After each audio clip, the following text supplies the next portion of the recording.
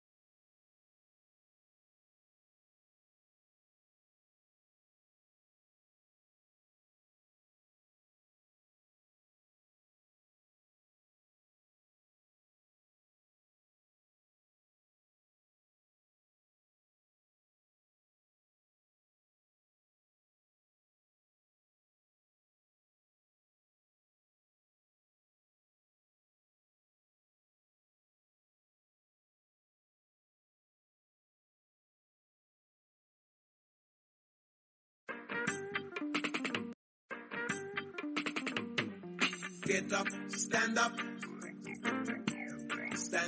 for Free, fair, and credible elections begin with a clean voters list. Yes, Guyanese, join the protest 12 o'clock today in front of GCOM for a free, fair, credible elections beginning with a clean voters list.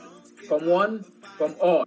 Yes, Guyanese, join the protest 12 o'clock today in front of GCOM for a free, fair, credible elections beginning with a clean voters list. Get up, stand up for your rights. We understand all what you accept.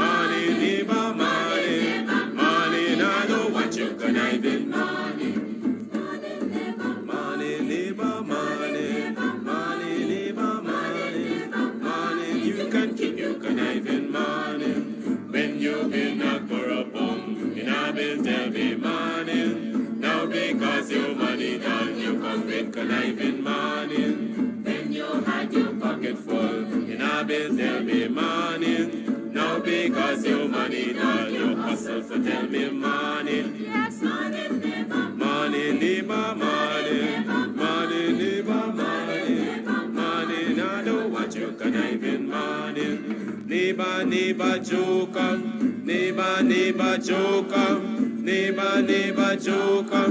That's all the money that me walk for. A 2 pound note and a guilder piece. A 2 pound note and a guilder piece. A 2 pound note and a guilder piece. This is all the money that me work for. I said money neighbor, money neighbor, money, money neighbor, money, money. I don't want you conniving money. Oh Joseph for me. Get up, stand up for Free, fair, and credible elections begin with a clean voters list. Yes, Guyanese, join the protest 12 o'clock today in front of GCOM for a free, fair, credible elections, beginning with a clean voters list. Come one, come all. Yes, Guyanese, join the protest 12 o'clock today in front of GCOM for a free, fair, credible elections, beginning with a clean voters list. Get up, stand up. Stand up for your rights. Kissed by the warm breezes of the Caribbean, this orange beauty has 3 bedrooms, 2 bathrooms, large modern kitchen, and a living room with an open concept. This lovely home is within walking distance to the sea, where you can take a dip in the salt waters and feel refreshed. Verone's cheerful country manor, located at Tushin, West Coast Demerara. Bookings are available on Airbnb. Contact Veronica at 516-524-1559 for more details. We hope to see you soon.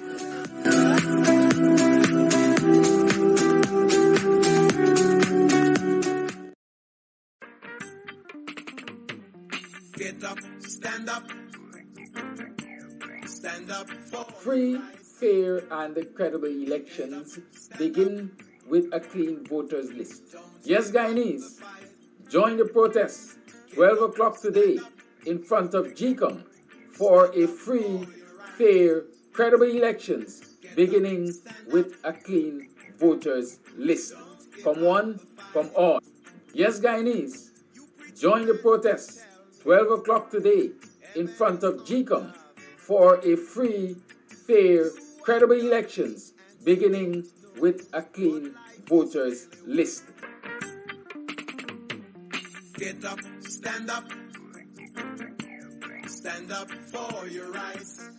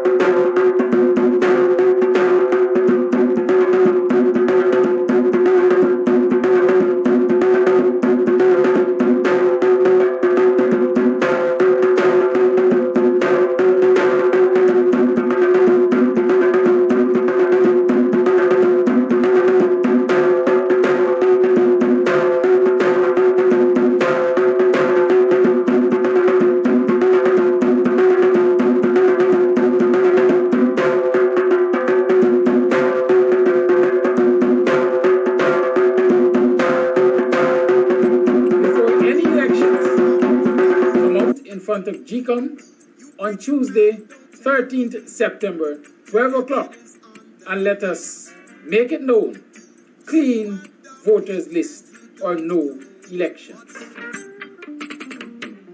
Get up, stand up.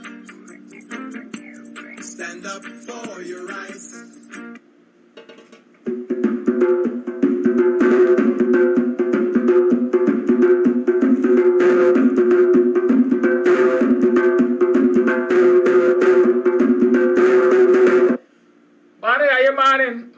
Morning. Eh? Welcome to another program of BUXTONIAN Morning Time. It's 22 minutes past the 7 o'clock hour. It's the 12th of September in the year 2022. Yes, I said it. It's Monday. God have mercy, you got strong. It's not every Monday you just feel like doing it. Share the live. Please and thanks, share the live. I'm waiting, you know. When y'all get to that number, we're going to share, we're going to talk. Share the live, man. Y'all share the live. I had a hard night last night. Share the live. I hope you had a good weekend. I hope your weekend was restful. Unlike some people on Sheriff Street, they had hell. And they will continue to have hell for as long as people got links and contacts in this country. You're making a joke in this country. This is one big shithole country. Like it or not. Normally, I mean, I don't know if Trump was a Caribbean man, but when Trump said these are shithole countries, Trump must have known of the pit latrine, the outhouse. And in some places, people can't afford outhouse, so they just got a hole. Right? That is a shithole. Even when you cover the shithole with a structure, we call it latrine, you still got a shithole. And so in this country, we're covering all of our filth. Yeah, filth. All of we shit.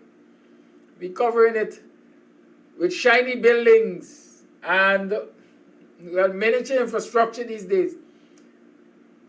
We're focusing on all the shiny things to say to the world that, hey, Guyana is a beautiful place. We're on the rise. But when you dig deeper, you know when you condemn them,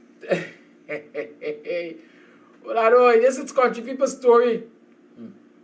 Right? You know when you condemn them pit latrine after they're full, when they accommodate so much shit that they start to overflow, you just pile garbage on them and put bun heap and all kind of thing. Right? And some people plant sometimes a pumpkin vine that will cover the entire area and you get nice sweet pumpkin from it. Right? But at the end of the day, if you dare to go and dig up under the heap, you're going to still encounter shit. And that is what we're doing in this country. Right? We're covering up. We're covering up all kinds of nastiness. But if the bold and brave dare to dig, when citizens dig, the only thing they can reveal is a whole lump, a whole heap, I don't know, a whole mountain of shit. Because that's what we have in this country. Sorry for upsetting your morning early o'clock by telling you about too much shit. But sometimes you don't know how else to explain it. Right? You don't know how else to explain it. And you know, sometimes I choose to be intellectually lazy. Because when you're intellectually lazy, people listen to you. At least in this country. Right? The PPP supporters listen to them. And a whole lot of them intellectually lazy. And so when people who are adept, when people choose people who can think and share their thoughts, the intellectually lazy come out of them. I saw a pundit who was daring enough to speak about the small-mindedness of the PPP. They built a small road, a small street, a walk path, a bicycle track somewhere in the area that he lives. And he posted it on his Facebook page and he said, you know what? These small streets are a display of lack of forward thinking, lack of vision. It's visionless thinking that gives you small street. And all the intellectually lazy in the camp of the PPP come out and they cuss the man. Some of them tell you that you have to be grateful. Some of them ask if you know what he's talking about. Because his demand for wider street would result in government taking away people land to widen streets and so on and so forth. Yeah, a whole bundle of shit.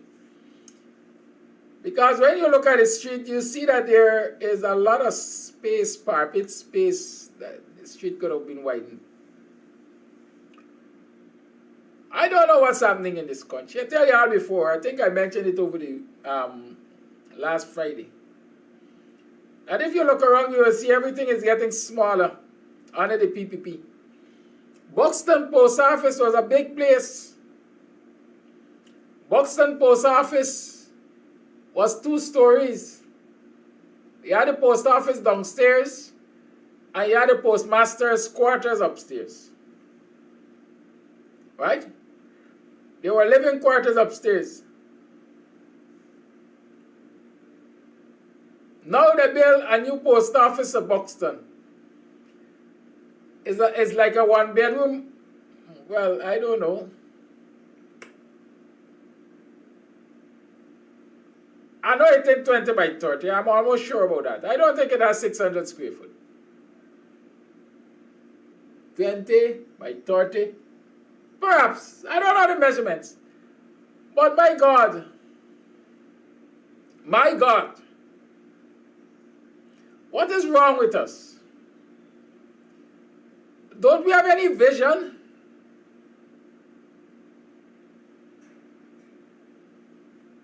Or we just want to see things in particular communities and particular geographic space retrogress?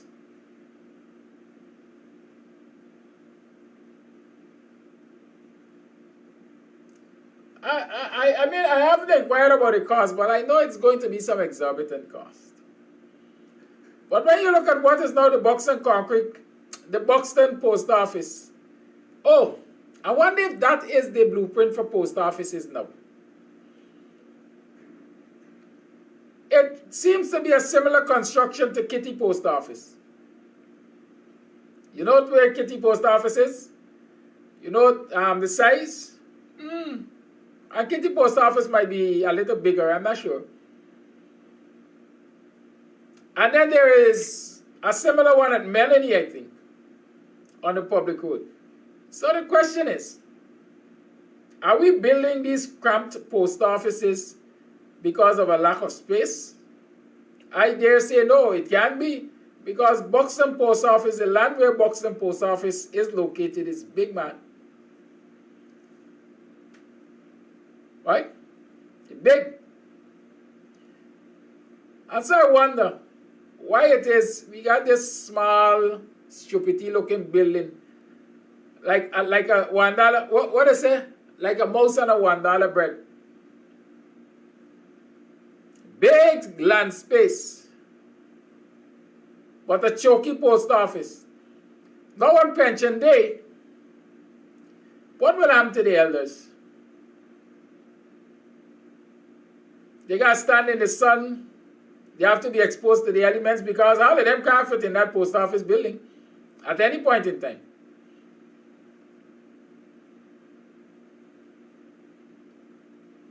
Or I wonder if they're going to throw out a shed that's going to cost us a couple $1 million. I am wondering, I really am wondering, because like the like the pundit says, some people got small minds and other body parts. And so they think like they're small minds and other body parts. They only know about smallness.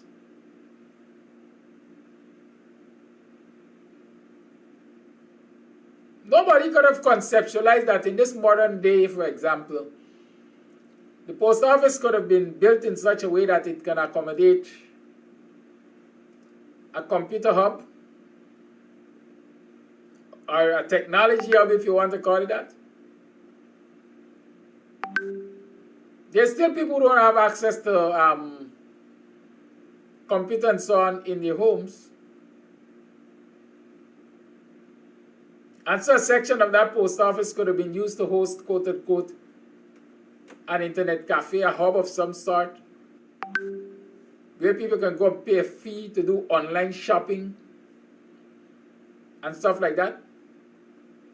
Post offices around the world are evolving. We are retrogressing because the people who are in authority, the people who controls the national purse, they're not forward thinking. They only think about their pockets.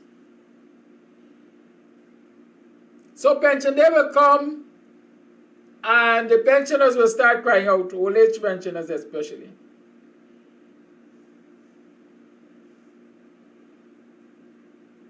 That the elements flattering your heart and stuff. Guess what they're going to do? Y'all ain't believe what they're going to do.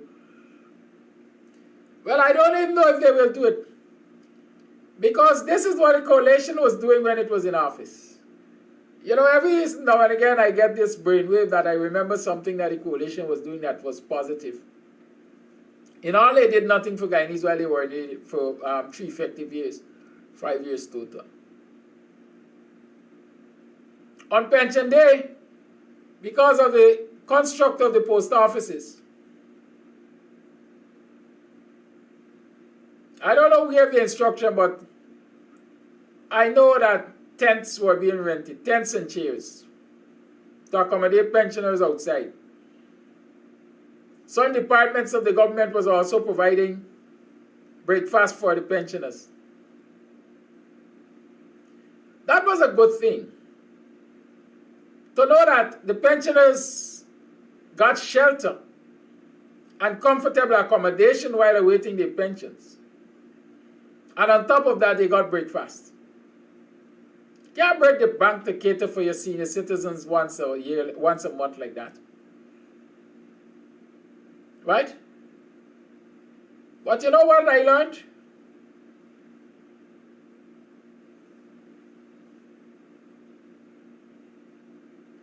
A lot of these rentals of tents on pension day has ceased. I know of a friend who used to get little business, but I said nothing doing these days, they ain't renting tent. So I have to look around and check and see if it is they're not renting tent from him or they have totally gotten rid of that approach to taking care of the elders on pension day. Right? But one would think that if you are serious about looking after your elders, a lot of users of the post office service, postal service, then you recognize here, this thing did not cater for the comfort of these people when it was originally constructed. So in future, when we are replacing these structures or we are renovating them, let us cater for accommodating the elders and other users of this servicing in a comfortable environment. In other words, when we are rebuilding post offices, let us build them in such a way that they have large sheds under which the elders can go and wait comfortably, or large waiting rooms, right? Also, I think Buxton Post Office was a model, but I think there were other post offices that were built like that previously, with postmasters' quarters upstairs.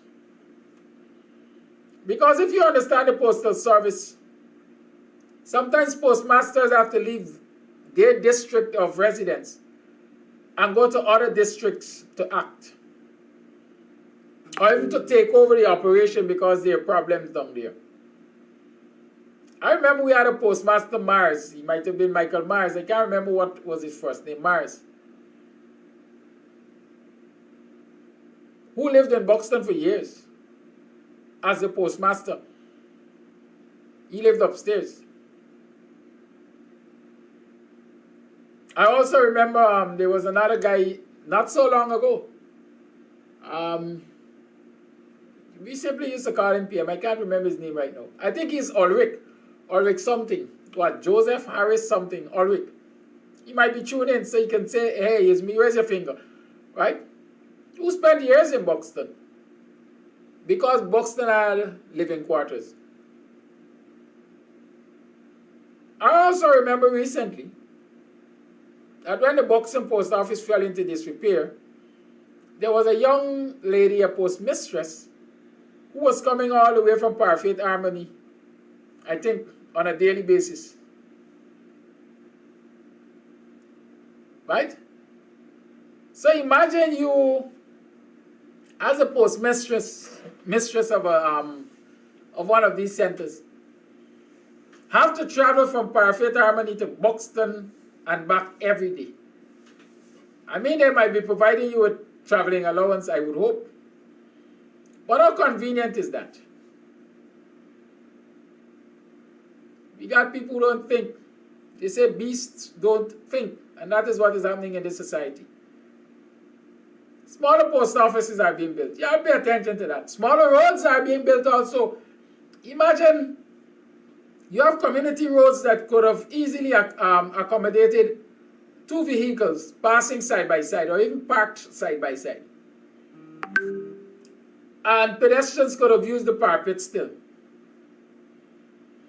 And now with more resources, financial resources, technological resources, because people, Guyana has more engineers. They're more learned people in these ministries now. But yet when they go to resurface these roads or redo them altogether, the roads are becoming smaller. And they're costing more, of course. There's no vision. Engineers are not saying to, or maybe they say and they're not listened to. The political bosses, those who control the purse, listen. We have to start thinking about a modern Guyana. Should we continue to build roads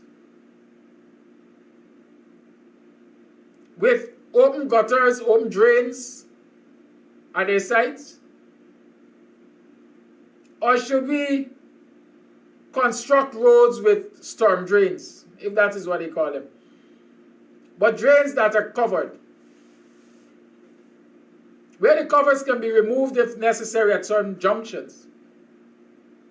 And people go down there to ensure the waterways are kept clean. Now, if you build drains, if you build road with storm drains, covered drains, then those very drains become sidewalks. And so the drains will double as for drainage and as for pedestrian sidewalks. So you can build wider roads. Instead, these people are making narrow roads, open drains, and sidewalks. Well, in some instances, they're doing sidewalks. In other instances, you just walk in the mud. Or you're bad. Right?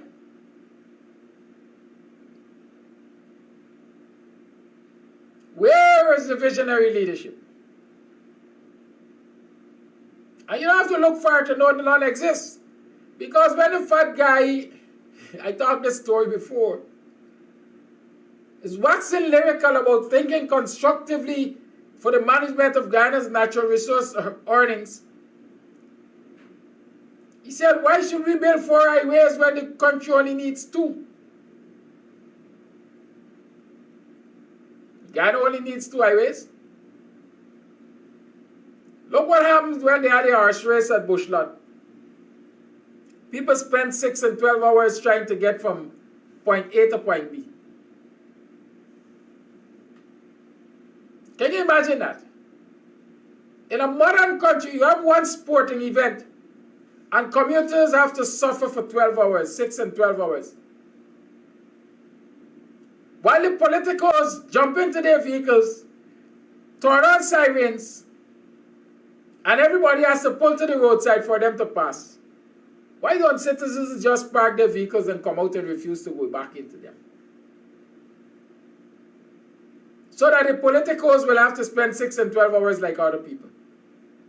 Why? We have to learn to protest in this country. Protest is a way of bringing attention to nonsense that's happening, and so that it can be changed. But some of us like the shit, man. We like the smell and the look of it. And so when others criticize, they're those who dwell on it that come and they attack you. They see race. They see friends and families and favorites.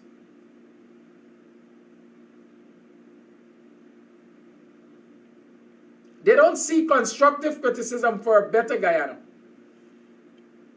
The roads that we had in the past, where the speed limit was 40 miles per hour, 40 kilometers per hour, and 45 kilometers per hour, and so on. Those are good demonstration of backwardness.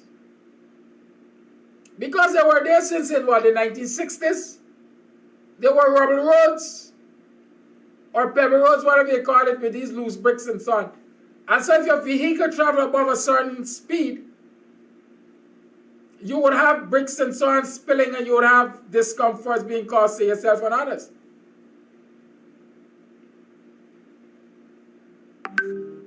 And for that reason, you have to have speed control. Because at that time, you had a different kind of transportation system. You didn't need necessarily wide roads. The population of motor vehicles was small. And so you didn't need 4-lane roads. But now when every family, or well, not every family, every well-to-do family, in one family you have 4 and 5 vehicles. And vehicles, motor vehicles are becoming a necessity for commute. You're building smaller roads? What backwardness? You're building smaller roads? And even in some areas where you have bigger roads in terms of 4-lane roads or 3-lane roads, as in the highways, you're retaining those old, antiquated D&A speed limits.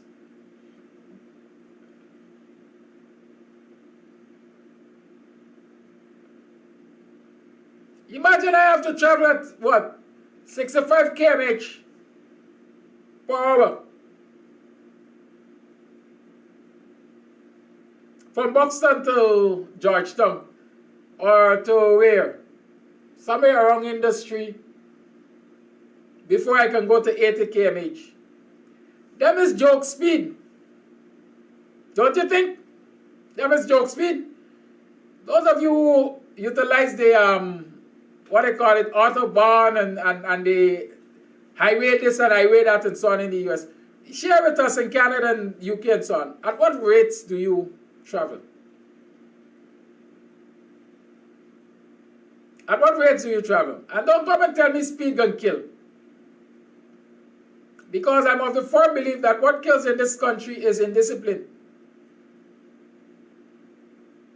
and impatience. And you know, I'm sitting here and I'm thinking, you know, I usually don't script what I want to say to you in the mornings. I have a general idea of what I want to say. But as we talk, these things have come to me. This impatience that we're talking about and indiscipline, impatience and indiscipline.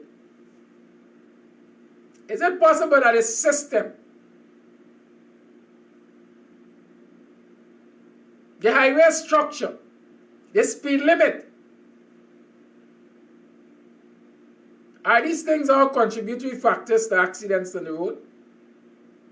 I'm thinking yes. Because if you have people traveling at 1960s rate,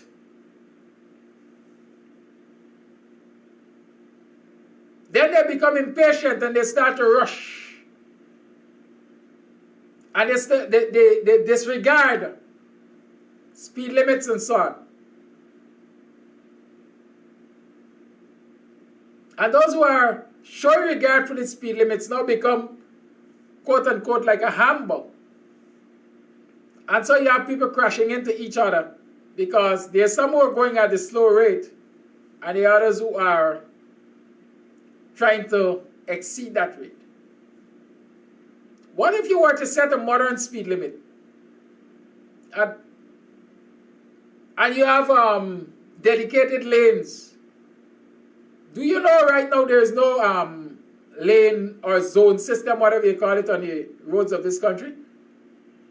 As a youngster growing up, I remember that the internal lane or the left-hand lane on the Rupert Craig Highway was considered a slow lane. The right-hand lane was where you go faster. Now both lanes, you can go at the same rate. Or you can go slow in what we used to consider the fast lane. Y'all realize that? So, are the systems contributing to the madness on the road? Y'all let me think. Y'all let me think, man. Dennis Collison says speed kills in the USA too. Yes. Speed will kill all over. But how does it measure up per capita? I think over the weekend I was checking and I recognized that in 2016, I think there was some report that says approximately 25 in every 1,000 Guyanese or every 100,000 Guyanese die by motor vehicle accident, something to that extent. What are the figures in the US? In New York, it's 25 miles per hour on the highway. It can vary, 60 miles per hour too. Right? Savage Rose says local. Local as in the US or local as in Guyana? 35 miles per hour.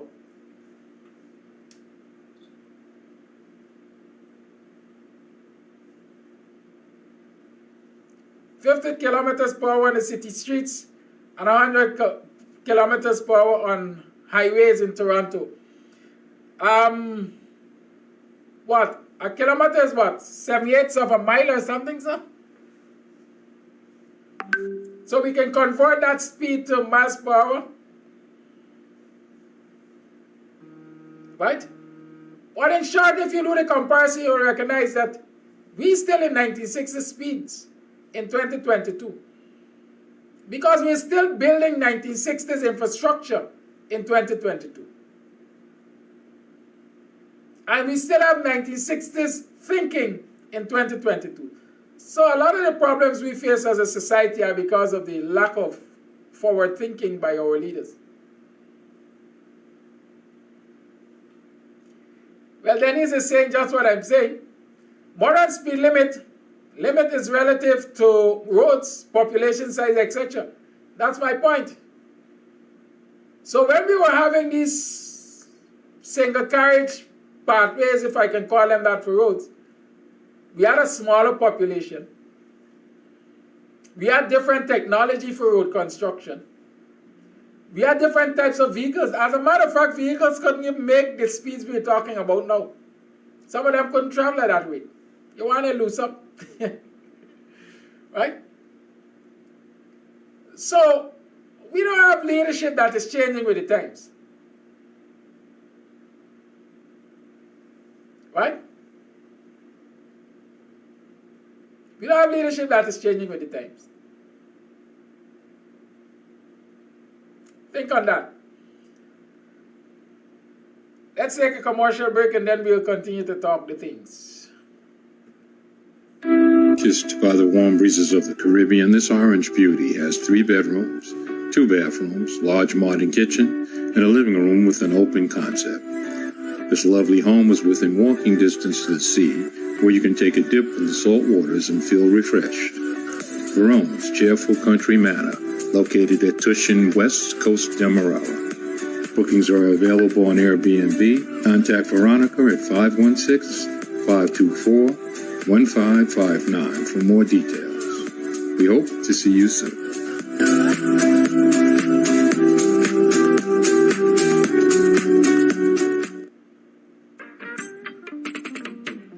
Get up, stand up. Stand up. A clean voters list is necessary for free, fair, and credible elections. Come out on Tuesday, 13 September, 12 o'clock, in front of GCOM and demand a clean voters list. Yes, Guyanese. Come out and demand a clean voters list before any elections. Come out in front of GCOM on Tuesday, 13th September, 12 o'clock, and let us make it known. Clean voters list or no elections. Get up, stand up. Stand up for your rights.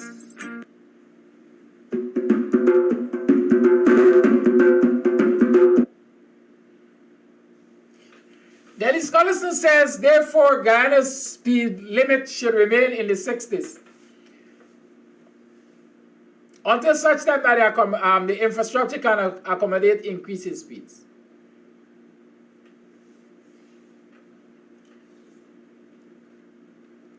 Sometimes we behave as though things are exclusive. It's one or the other.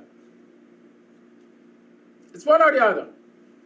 What we have to start to ask for is modern roads. Modern roads. We got modern roads on the East Coast. They're what, 4-lane highways or something on the East Coast, all the way up to Annandale, I think. But the speed limits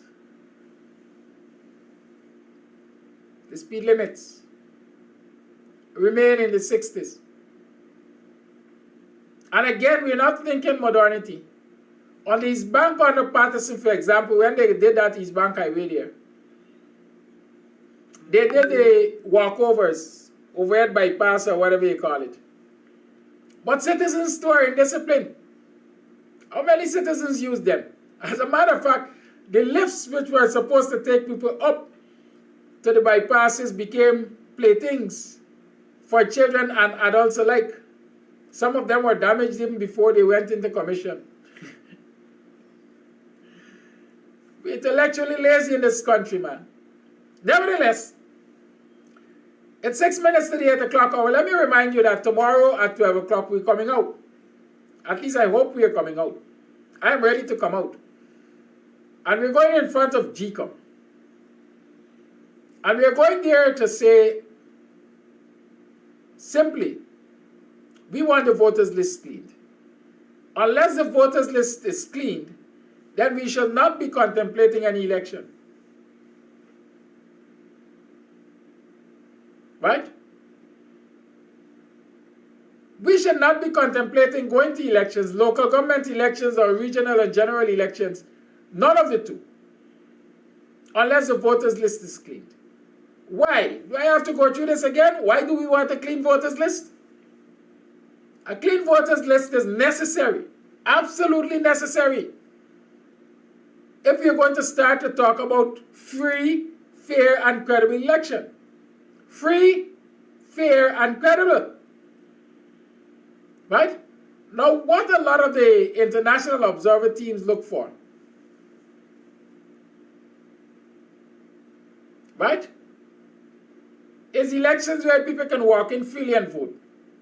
And when they see that, they say the elections were free and fair. Because you had the freedom to go in and vote. Nobody unbugged you. But they don't pay attention to the other machinations that make the elections not credible. Fraudulent. People can get a right to go and cast their votes freely. But if you have a system that is designed to nullify every 10th vote, then people are going to be robbed 1/10 of their votes. If you have a system that allows for people who are not eligible to vote to participate in the system, then you don't have a credible election. And so that's what we have to demand. Free, fair, and credible. Understand that? Elections. You cannot have credible elections if you don't have a list that's credible. And a list that is credible cannot be 95% of your population. Oh, you have a country with 750,000 people and a list with 699,000 or 666,000. When you know, for example, that your school population is more than 200,000, you don't ask me. Right? These are things you have to interrogate. I mean, interrogating right there now is academic because we know the facts. The voters list is padded. Some may say not willfully so, but systems have not worked, and so it has not been sanitized from time to time, and so it is cumbersome now. Well, the time has come for us to have it changed. And since the likes of Claudette Singh insist that she is following the law, we have to go in front of GCOM and demand that it be changed. Because if it doesn't get changed, then elections cannot be considered free, fair, and credible. And if the elections are not credible, we may very well not get a government that we voted for. And since we want a government that we vote for, or we will vote for, then we have to insist that the list be cleaned. Join me tomorrow, 12 o'clock, outside of GCOM. Call your neighbor, your friend, everybody, tell them we're going outside of GCOM tomorrow, 12 o'clock. To make a simple demand. Clean the voters list. And since Claudette doesn't seem to have the best interests of Guyanese at heart, we might very well ask that she goes home too. You know, there are a lot of wrong things that are happening over GCOM that a lot of us are not paying attention to.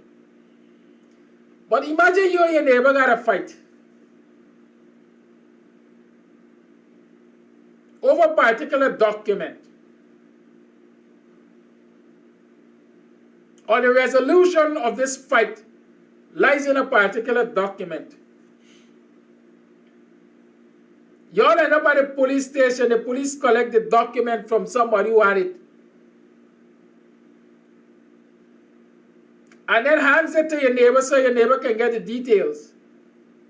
So when the court case comes up, they can say to the magistrate, these are the details on which this case will turn. But the neighbor doesn't have those details because the details are in my possession. Only I know the details, which means I am on the right. We got something like that happening at GCOM. How can Claudette give to Anil Nandlal, a candidate on the PPP's list of candidates, a politically appointed Attorney General, information that is to be considered evidence in a case where the PPP and Anil Nandlal are contestants also? How can that be allowed to happen? And citizens are sitting back and apparently doing nothing about it. Well, let's raise that issue also tomorrow.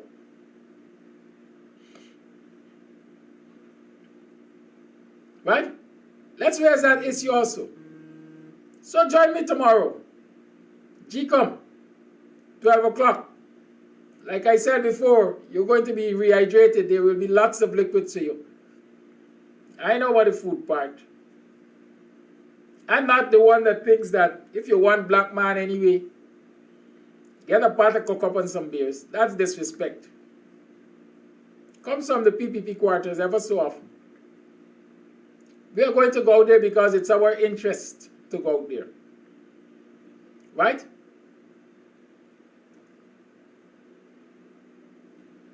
Okay? Good. Let's continue to talk the thing.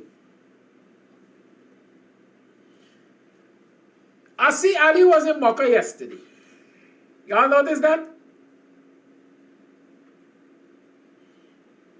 Ali was in Mocha yesterday.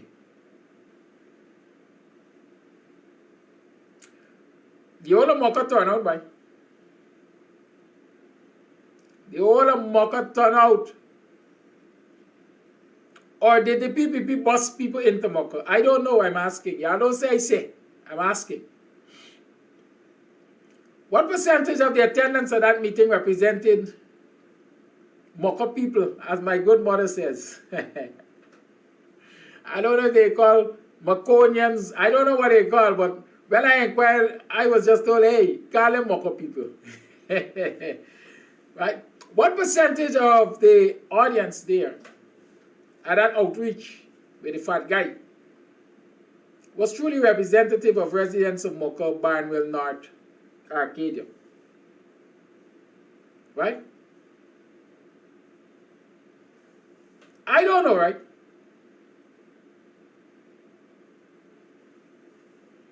But whatever the percentage really doesn't matter for me, but it was a mammoth meeting according to what I saw on Facebook. So I want to start by saying to the residents of Mocha, Arcadia, Barnwell North, well done. Y'all right to come out. Hold them accountable. Make demands. Ask for timelines. Have you done that?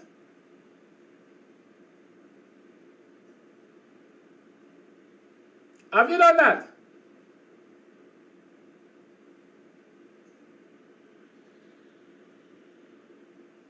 I hope you did.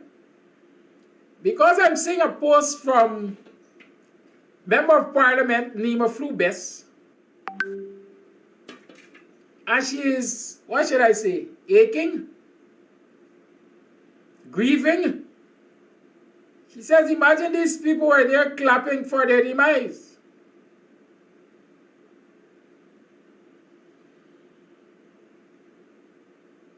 Right?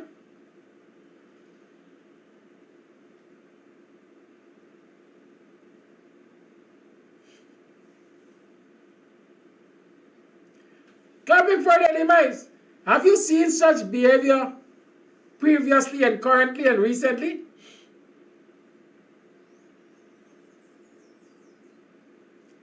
The horse of Troy. You must always keep that in mind.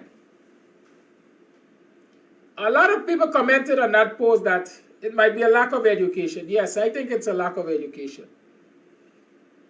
I am recommending this morning that the opposition needs to get into communities across this country, especially communities that it sees as its strongholds.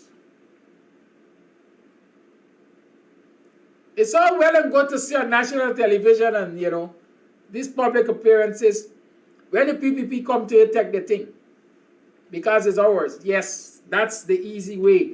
Take it. It is ours. It is our resources. It is our taxes. Take what they have to offer. It's easy to say that.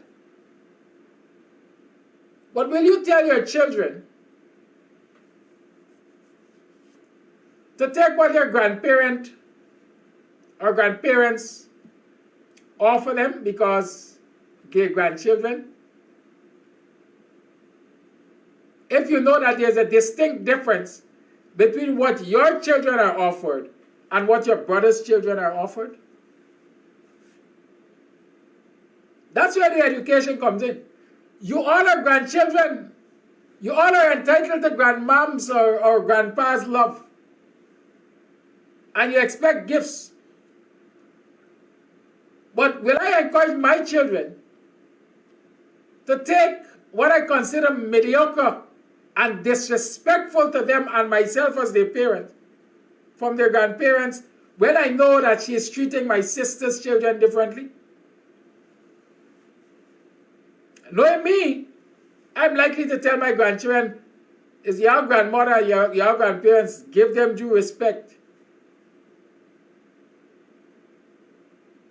But don't take nothing from them. You're not hand to mouth. You're hungry and are providing for you. I don't know if the opposition could say to its supporters are providing for you. But what it can say to its supporters is demand better, demand better, demand better. So we need to get out there into those communities and talk with the residents and so on. And say to them, listen, when the government comes, the government will come. Illegitimate as the idea will come. Go to the meetings. Listen to them, but then make your demands. And since it's people's power, ensure your demands are respected. Don't gripe after the fact. Don't gripe after the fact.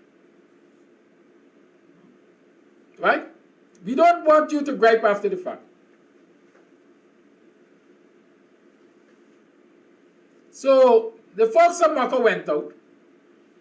I understand they have been promised a lot of things. I saw a lot of cheering and things and so on. And I saw a particular media operative. Some people could sing it. Some people could really sing for the soup. But I'm singing all the PPP praises. What do you expect? You also sing the King's praises. And we know that the Kings ain't good for this country, neither the PPP. But my thing is, opposition elements, opposition members need to go there and do a lot of groundwork with folks, especially in those communities where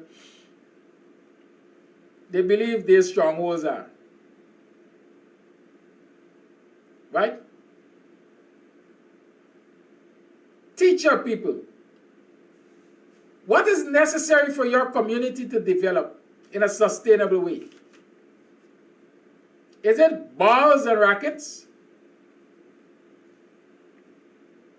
Or proper infrastructure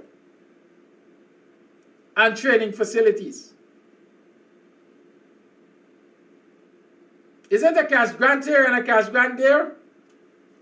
Or sustainable employment opportunities for your residents? Those are the things that we have to teach our people. And if we're not doing that kind of teaching, then we can't blame them for being intellectually lazy and being easily led by their noses. So if we believe that that knowledge is lacking, then let's get to work. Let's get to work. Let us not gripe after the fact. I await, like I always do,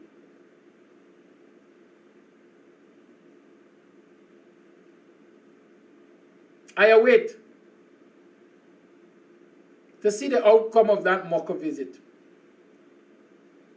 That whole set of people were cheering about. I don't know if they were rented cheerleaders or, like I said, they're natives of Mocha. But let's watch and see. Somebody said big shit. Yeah, I said we're in a shithole country. Shabu, move to the head of the class. Shabu has asked an important question. Did the opposition leader request a copy of the documents given to the Attorney General? I don't know. But it would be a good thing if that request was made or is made.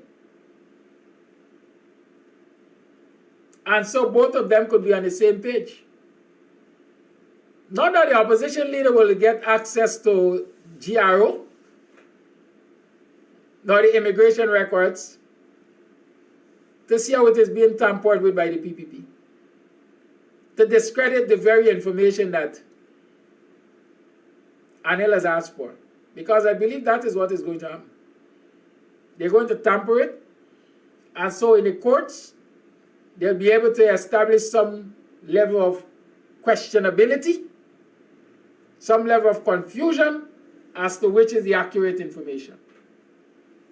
Right?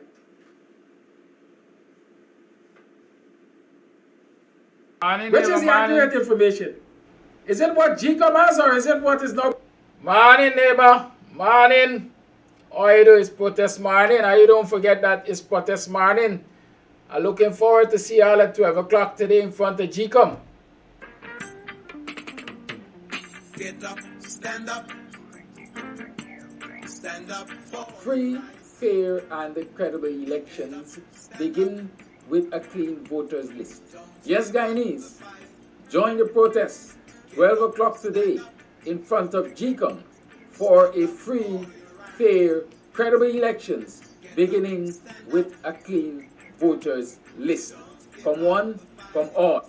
Yes, Guyanese, join the protest 12 o'clock today in front of GCOM for a free, fair, credible elections beginning with a clean voters list.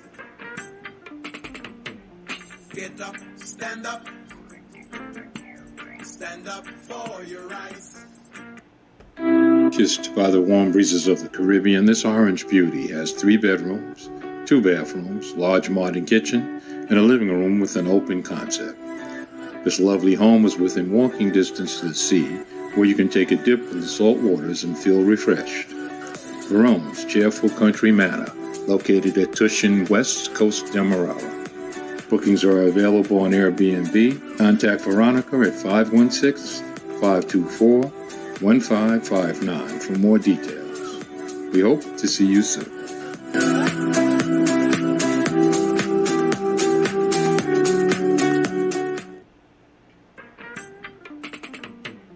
Get up, stand up. Stand up for Free, fair, and credible elections begin with a clean voters list. Yes, Guyanese, join the protest 12 o'clock today in front of GCOM for a free, fair, credible elections beginning with a clean voters list. Come one, come all. Yes, Guyanese, join the protest 12 o'clock today in front of GCOM for a free, fair, credible elections beginning with a clean voters list. get up, stand up. Yes, it's protest day. It's Tuesday, the 13th day of September. It's now 7 hours 21 and you're tuned to the BUXTONIAN Morning Time. Welcome to another program. Today we're going to have Senior Counsel ROYSDALE FORDE, who has agreed to come on with us today, and so we can talk about all the litigation that's taking place around the 2020 election and what's happening in Parliament and the behavior of the apartheid government and stuff like that. Right, so bear with us. Nadira Sakraj, you're the about girl, man, how you do? Emily Durant. In the meantime, let me take some roll call. If you're coming on the protest, let me see you put up your hands. Hey, give me a signal. I want a signal. Who coming to protest today in front of GCOM from 12 o'clock? Don't tell me you're walking, because you get lunch at 12, so you could just hop across the GCOM and take a UPA, urgent personal affairs, for the rest of the day, and so you don't go back to work from 1 o'clock. You just take the afternoon off. Right? How about that? Urgent personal affairs, or UPM, or urgent personal matters. Everybody calls it a different thing. But that it is, when you decide to take urgent personal affairs leave, where there's a mental health day or something, nobody can ask you why you needed this leave. You simply took it. They could choose to pay you or not pay you for it. That's a matter for them. Sacrifices are to be made. Yes, so let me hear you. Y'all send me some indications that I'm in good company today. Y'all don't think you're setting me up alone for go there, Anyhow, we got things to talk about. In the meantime, We understand all what you we accept that the agriculture minister has visited community on several occasions. He has been one of the ministers who would have been engaging us. And if you recurring if all the NDCs in Region 4 is issued with this 4... No, I'm not concurring on anything. No. I don't even know what you're talking about. All I'm saying is that one of the approach we're taking moving forward, based on letters and petitions from the community, is that we're going to involve the community in identifying the priorities and being part of the solution. Mr. President, nothing. I do accept it. I do accept that. But when you have 17 NDCs in Region 4, 17, just hear me out, please. No, I'm not going to hear that, because all the NDCs will get the benefit. There are many NDCs that can tell you that we did not invest $192 million. You make the other point when you have a political platform. No. I just want to make this point, and if you could just give me the opportunity. These 4 NDCs that I'm speaking about, I am finished with that. By the coalition. I am finished with that. I don't know. With Mocha's part of. It is an insult. Hold. It's an insult for you to tell these people that their lives is controlled by the coalition. No one life is controlled by anyone but God. Take that and take it to the bank and bank it. I am here. Blatant manifestation of the arrogant and spiteful behavior of the minister to punish the people in those NDCs controlled by the PPPC. Hold. It's an insult for you to tell these people that their lives is controlled by the coalition. No one life is controlled by anyone but God. Take that and take it to the bank and bank it. Y'all must understand some things. Y'all listen to Ali. It's an insult to tell these people that their lives are controlled by the coalition.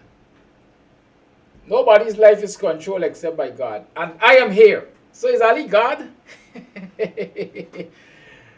I only asking the question, is Ali God? Was he saying that he is God? Because,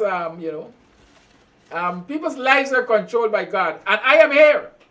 How does that sound? I don't know. I've been teaching English for several years. My C-Sec students have been scoring a lot of grade 1s and distinctions, as we like to say, and things. So I don't know if I don't understand what Ali said, but I don't know if Ali playing God.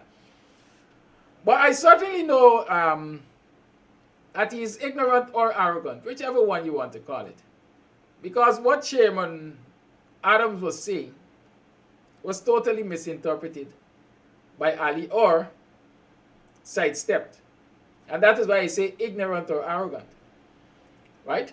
Because in his arrogance, he believed that he could just sidestep the question, misinterpret it to suit his own liking, and attack like a wild dog the chairman. Good? And that is what he did. Because in reality, you know, we have a thing we like to say, dazzle them with brilliance or baffle them with bullshit. And that is what Ali was about Sunday. Baffling sensible people with bullshit. Because he could not honestly answer the question. It's a question I've been asking for several months. It's an issue I've been highlighting for several months. Why is it this sanitation grant of at least $4 million, not I say at least, because there's some areas that got $5 and $7 million, is only being given to NDCs that are controlled by the PPP? I've been asking that question all the time. I've been highlighting that issue. And so Adams got him where he could have asked the question for himself as an NDC chairman. But he had no answer, no decent answer, that is. And so he attacked the man like a rabid dog. Classless. An embarrassment once more. But we are going to delve into those matters. We have a man who has a timeline and appointments with the courts to keep and so on. So, Senior Counsel, welcome to the program. Good morning. Thank you for having me on your show, and good morning to your guests. Thank you very much. Thank you for giving us your time. We know lawyers' time is expensive, especially when you're a senior counsel, you know. So we have to be thankful that you agreed to come without charging us anything. So as I indicated, viewers have been asking about updates in all of the litigation that is taking place around the elections 2020 and parliamentary behavior and so on. And so I want to start perhaps at all right, let me start with the most recent. I know yesterday you were in court in relation to the challenge to the NRF or the amendment to the NRF bill. What transpired there? And if you can explain what the challenge is for viewers, and then bring us up to date, please. All right. Kadaki, yesterday we had the first full hearing in relation to the Natural Resource Fund Challenge, which is the bill passed in December 2021, which sought to repeal and replace the previous bill passed by the APNO AFC government that would have been in January 2019. That bill would have been passed. That action is filed in the name of Christopher Jones, the chief whip, and Mr. Norris Witter, the well-known trade unionist and distinguished trade unionist. They filed this challenge because of what led up to the passage of the bill and what happened in the National Assembly on the 29th of December 2021. Mr. Witter, being a citizen of this country, along with about 65 other persons, presented a petition to the National Assembly asking the National Assembly not to proceed with the debate, but to have the matter referred to a select committee so that the citizens of this country could have an opportunity to have an input and to make an assessment on the type of natural resource fund bill that they would like to have. Essentially, trying to ensure that they have a consultation with the executive and even with Parliament to have an input into the legislative process.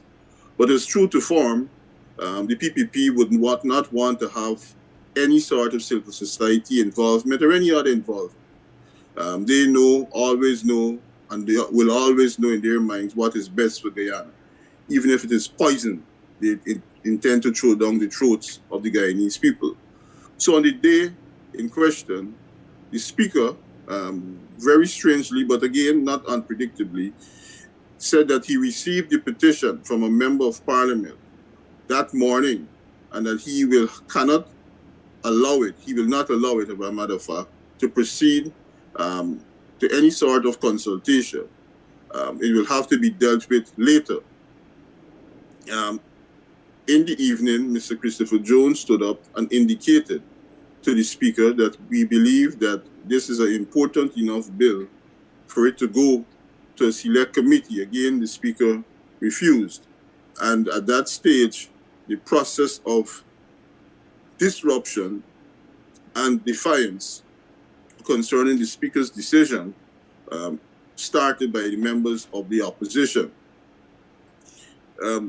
So that was what the part of the case in relation to Mr. Witter deals with. Mr. Witter is complaining of the National Assembly and the executive proceeding in an arrogant manner, not to contemplate even the possibility of a consultation in relation to that. Now, the other aspects which are largely filed and being represented and prosecuted by Christopher Jones deals with a number of things. First, it deals with the fact that at the major parts of the debate, the Speaker allowed Ashley Singh to complete his presentation in the National Assembly, allowed Gail Teixeira to close the sitting of the National Assembly by a motion, whilst he was in a possession of a speaking list on which a number of opposition members of Parliament were slated to speak. One such person was Mr. Kemraj Ramjatan, who sat in his seat all throughout the process, who stood up, tried to get the attention of the Speaker, and the Speaker just completely ruled past him and proceeded to declare the bill passed. So we're challenging it on that limb.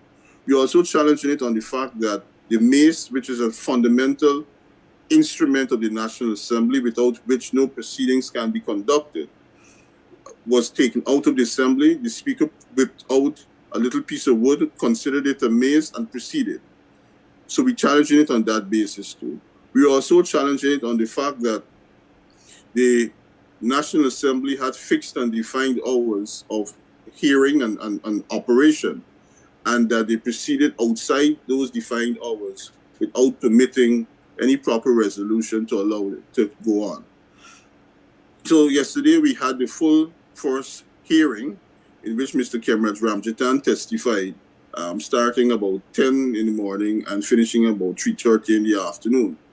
Mr. Nandalal basically wasted the court's time for about 4 to 5 hours, asking Mr. Ramjitan all sorts of nonsense, but achieving nothing of substance. So at this stage, Kedaki, you really have to wonder whether Mr.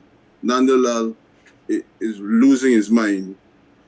He spent a considerable number of hours trying to convince the court and trying to convince Mr. Ramjitan to get him to say that the PPP, who was in opposition in February 2019, engaged in consultation by putting forward in their manifesto that they were going to bring in a natural resource fund bill. Never mind that they were in opposition at the time. Never mind that this bill was not even in existence. But they did consultation, trying to satisfy the obvious requirement that they did not satisfy, in fact. So yesterday was an important day in the beginning of the process of the court's determination as to the constitutionality of this bill.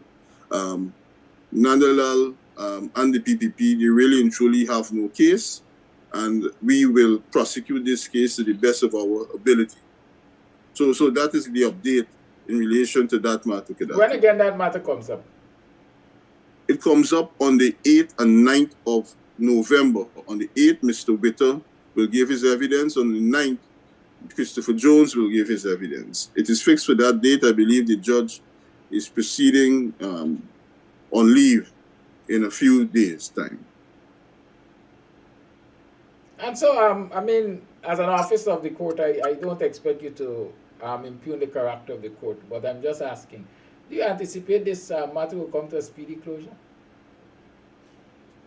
Well, the judge certainly anticipated that yesterday, in fairness to the court, that in yesterday it would have been sufficient to have all the witnesses give their evidence. Then we would have proceeded to a date for submissions to the court. That didn't happen yesterday for a number of reasons, largely the waste of time by Mr. Nandalal and the silly questions that he kept asking. But I believe that the court wants to have this matter heard quickly. The court found 2 days immediately after it would have returned from its vacation. Once Mr. Jones and Mr. Witter finished giving their evidence, it is the PPP's turn to give their evidence. I think they have about 3 or 4 witnesses.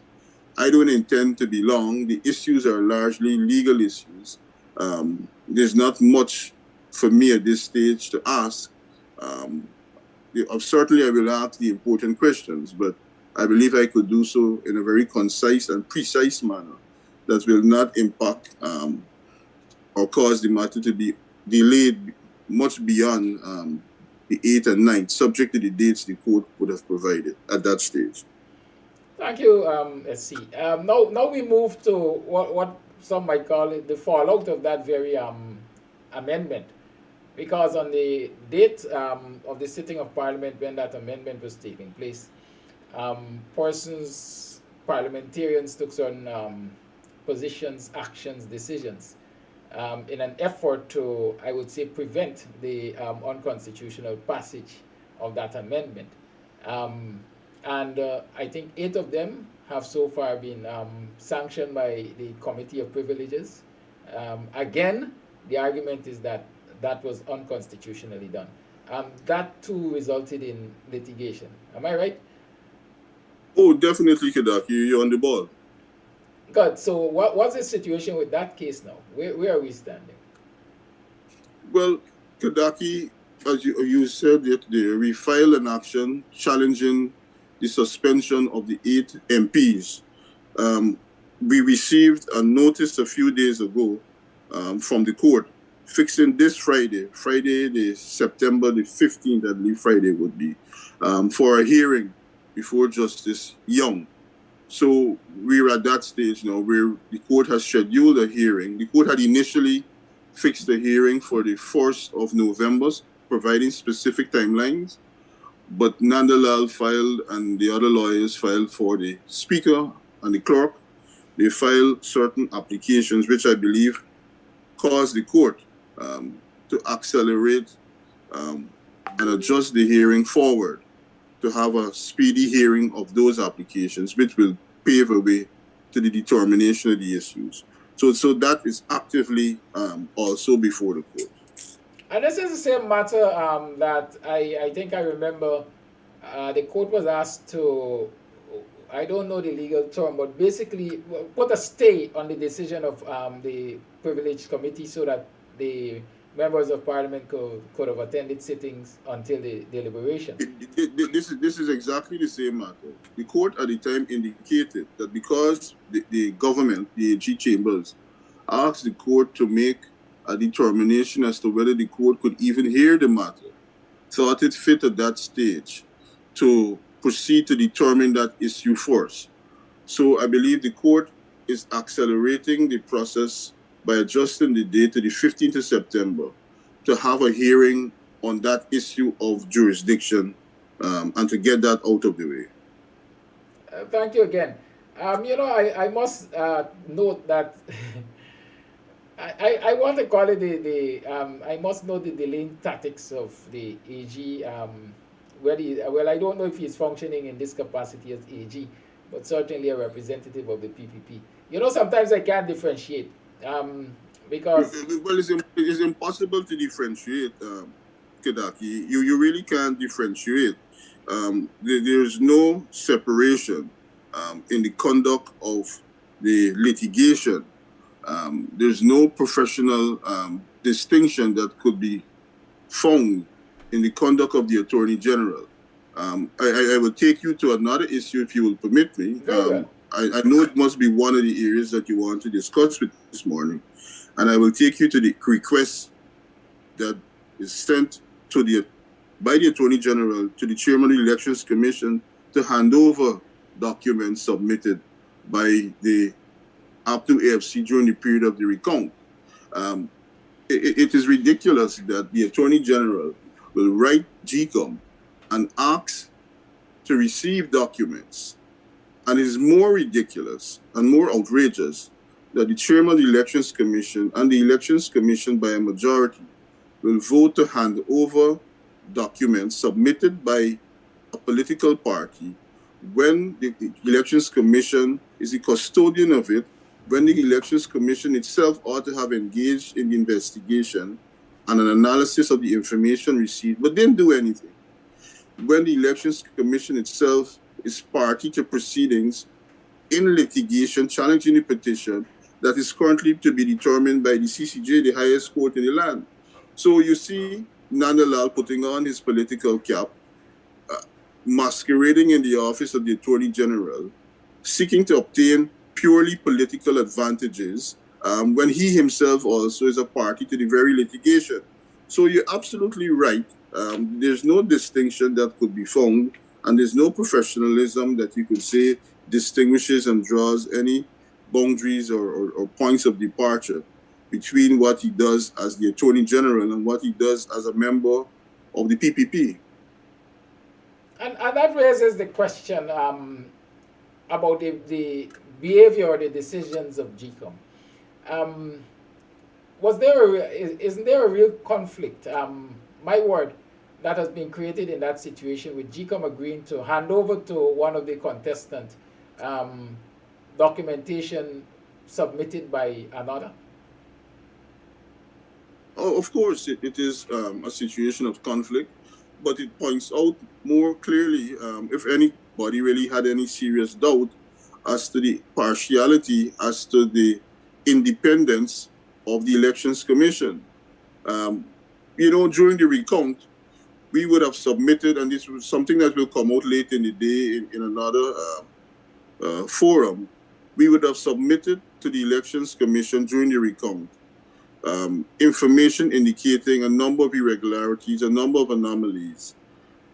They were in possession of this information. The chairman of the Elections Commission herself would have written the relevant authorities. Apparently, we didn't know at the time, but would have received confirmation from the relevant authorities indicating that substantially the information that we submitted had merit the chairman of the Elections Commission must know that. So what are you handing over to the Attorney General under the guise of an investigation when you yourself initiated an investigation and it was found to have merit? So the decisions being made by the Elections Commission are bringing the integrity of that organization more and more under the observation of the Guyanese people, and they must conclude that this is not a body acting in the best interest of the people of the country as a whole. Can that decision be challenged in the courts? Does it even make sense challenging it? It can be challenged in the courts. I don't know whether it is a effective use of our resources to challenge it. There were some discussions that are not complete in that regard, but we have to weigh our resources. We have to weigh our challenges against what is the most substantive issues of the day. There are other issues in relation to the Elections Commission, which we will certainly have to initiate proceedings in light of where they're going. I don't want to get into them, but we have to consider everything that the Election Commission does. I follow you. On the same issue of those documents and what they contain, knowing that the PPP, as soon as they got into office, placed this guy Cummins at the GRO, a source of information, that kind of information. And I think Superintendent Pollard is now at the Immigration Office. I understand that this superintendent has been a part of Ali's security team and is a close friend and confidant, and also a staunch member of the PPP.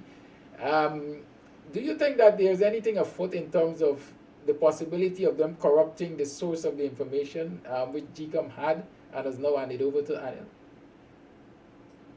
Yes, I certainly believe that that is one of the things they're attempting to do. They want to discredit the information.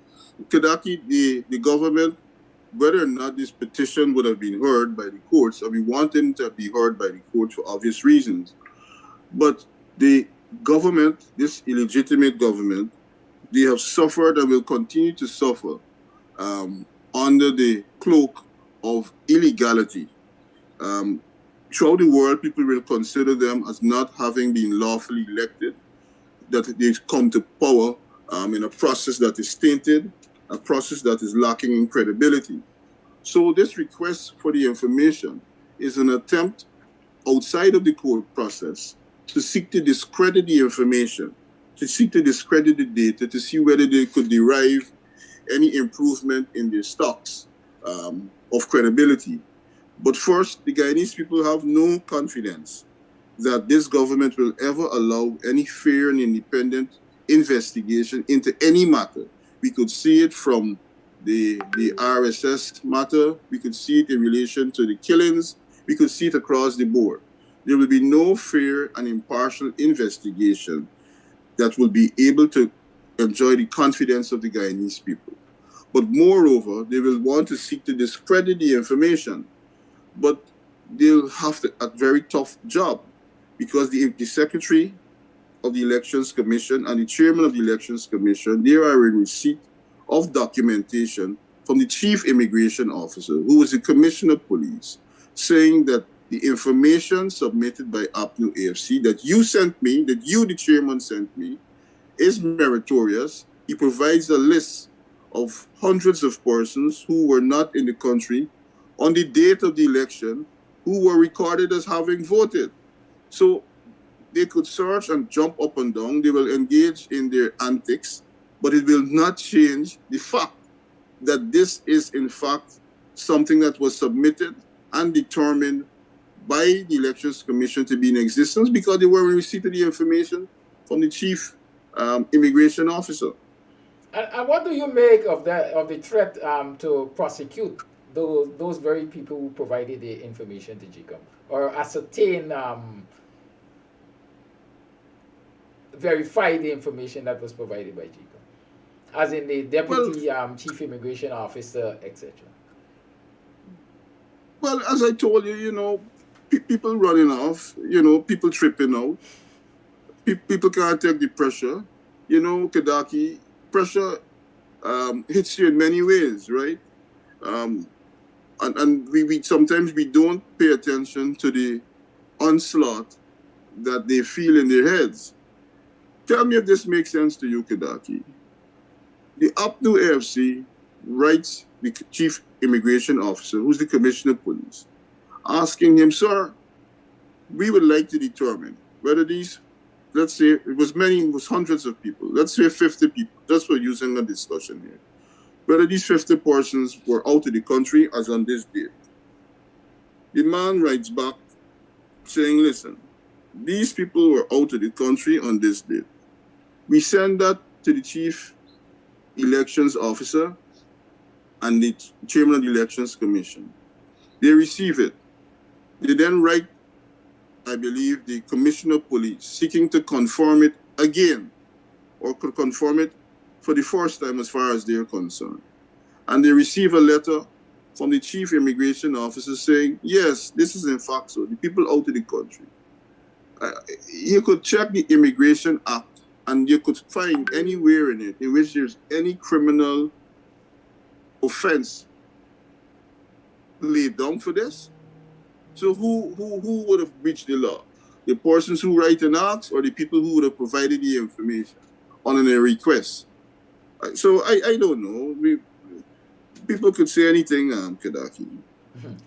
And we know for a fact that all of these machinations, these maneuvers are as a result of the fact that there's a petition before the courts.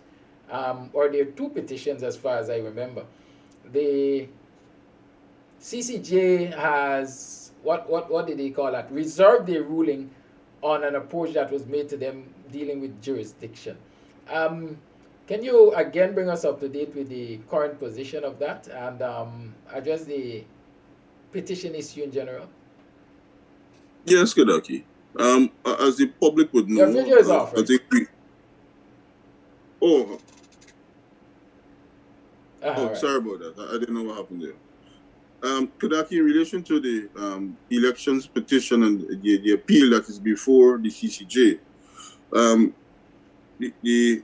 after the decision of the chairman of the Chief Justice striking out that election petition, we appealed. We appealed to the Court of Appeal saying that that decision was wrong. I believe prior to that, in the history of Guyana, when elections petitions would have been dismissed, the lawyers will tend to take the position that there's no basis for an appeal and just simply leave the appeal below. Just leave them hanging there, and that is the end of them. After considerable research, the team and I decided that there was merit in appealing. It was merit in pushing this matter up to the appellate level. And we were rewarded with a decision, in that decision to file, by the Court of Appeal saying that indeed, whether or not it would have happened before, on the analysis of the law by the Court of Appeal, they found that they had jurisdiction to entertain an appeal. Now, the PPP and their group, being dissatisfied, filed an appeal to the CCJ challenging that decision. Just to give you a little recap. I hope that is okay. Yeah, that's okay. We welcome it. So we now at the CCJ, where we are waiting a decision on the PPP's appeal as to whether the Court of Appeal had jurisdiction. So I don't want to get into any more of a discussion on that whilst we wait that decision from the CCJ. But one of the things that I wanted to highlight about that hearing was the decision or the comments made of Justice Witt in the hearing when he commented on the delay that is engulfing much of the litigation in relation to the elections petition. And he may well have been in his right to probably extend it to litigation concerning the transgressions of the government and the unconstitutional behavior of the government and the repeated breaches of the rule of law and breaches of the different pieces of legislation under which the government ought to comply. That leads to the second issue in relation to the elections petition. The other one was dismissed, and we have filed the appeal to the Court of Appeal. That appeal was there in the Court of Appeal, waiting for a written decision from the Chief Justice for a period of over 17 to 18 months. In the period, I would have written numerous letters. I would have contacted the courts on repeated occasions, both the Court of Appeal and the High Court, to obtain this written decision of the court. It was proving unsuccessful. It was proving totally frustrating. And it led me to file an application to the Court of Appeal outlining those circumstances, and also to ask the Court of Appeal to expedite the hearing in whatever format that it wishes. I was very pleased to say that I filed it, I believe, and within 2 to 3 days, I received a response from the Court of Appeal fixing October 3rd as the hearing date for that application. So that is where we are in relation to those election petition matters. I know you're not in the mind of the Chief Justice, but what could be causing this delay in the written judgment? I have no idea, absolutely no idea, Kedaki. It is very strange, and it is. I can't say that it is not necessarily the norm, but it is very strange, extremely strange. All right. Okay. Back to the CCJ. The Justice Smith did point out the delay. He did observe, and he made his comments on that delaying issue. But as a layman, I'm of the opinion that the CCJ is also guilty of the same thing with this reservation of the decision. Explain for us. I know you don't want to go into much discussion about the substantive matter, but what does a reservation of a decision mean in this instance? It means I've appeared before the CCJ in a number of cases. When you appear before the CCJ, I've had the experience where I appeared before the CCJ as representing the respondent, and I was never even called upon to respond. The CCJ came back and said, listen, having regard to the arguments here, Mr. Lawyer for the appellant, you lost. Mr. Ford, we don't have to hear from you. The fact that the CCJ decided after hearing this appeal from the Court of Appeal that they needed to reserve a decision, in my mind, indicates that the CCJ is taking this matter extremely seriously. The CCJ also wants to spend some time to write a decision. They want to spend some time to interrogate the issues, to interrogate the law, and to make a very profound and clear statement. We got to recognize also, Kedaki, that whilst we want a fixed, quick decision, the decisions delivered by the CCJ are decisions that will necessarily impact the law, sometimes, in most instances,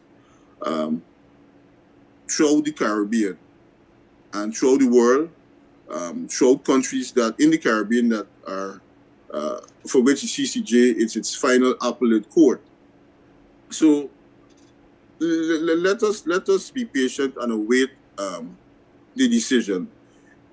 The issues that the CCJ decided and the Court of Appeal decided, there's no precedent anywhere else in the world to guide them on these matters.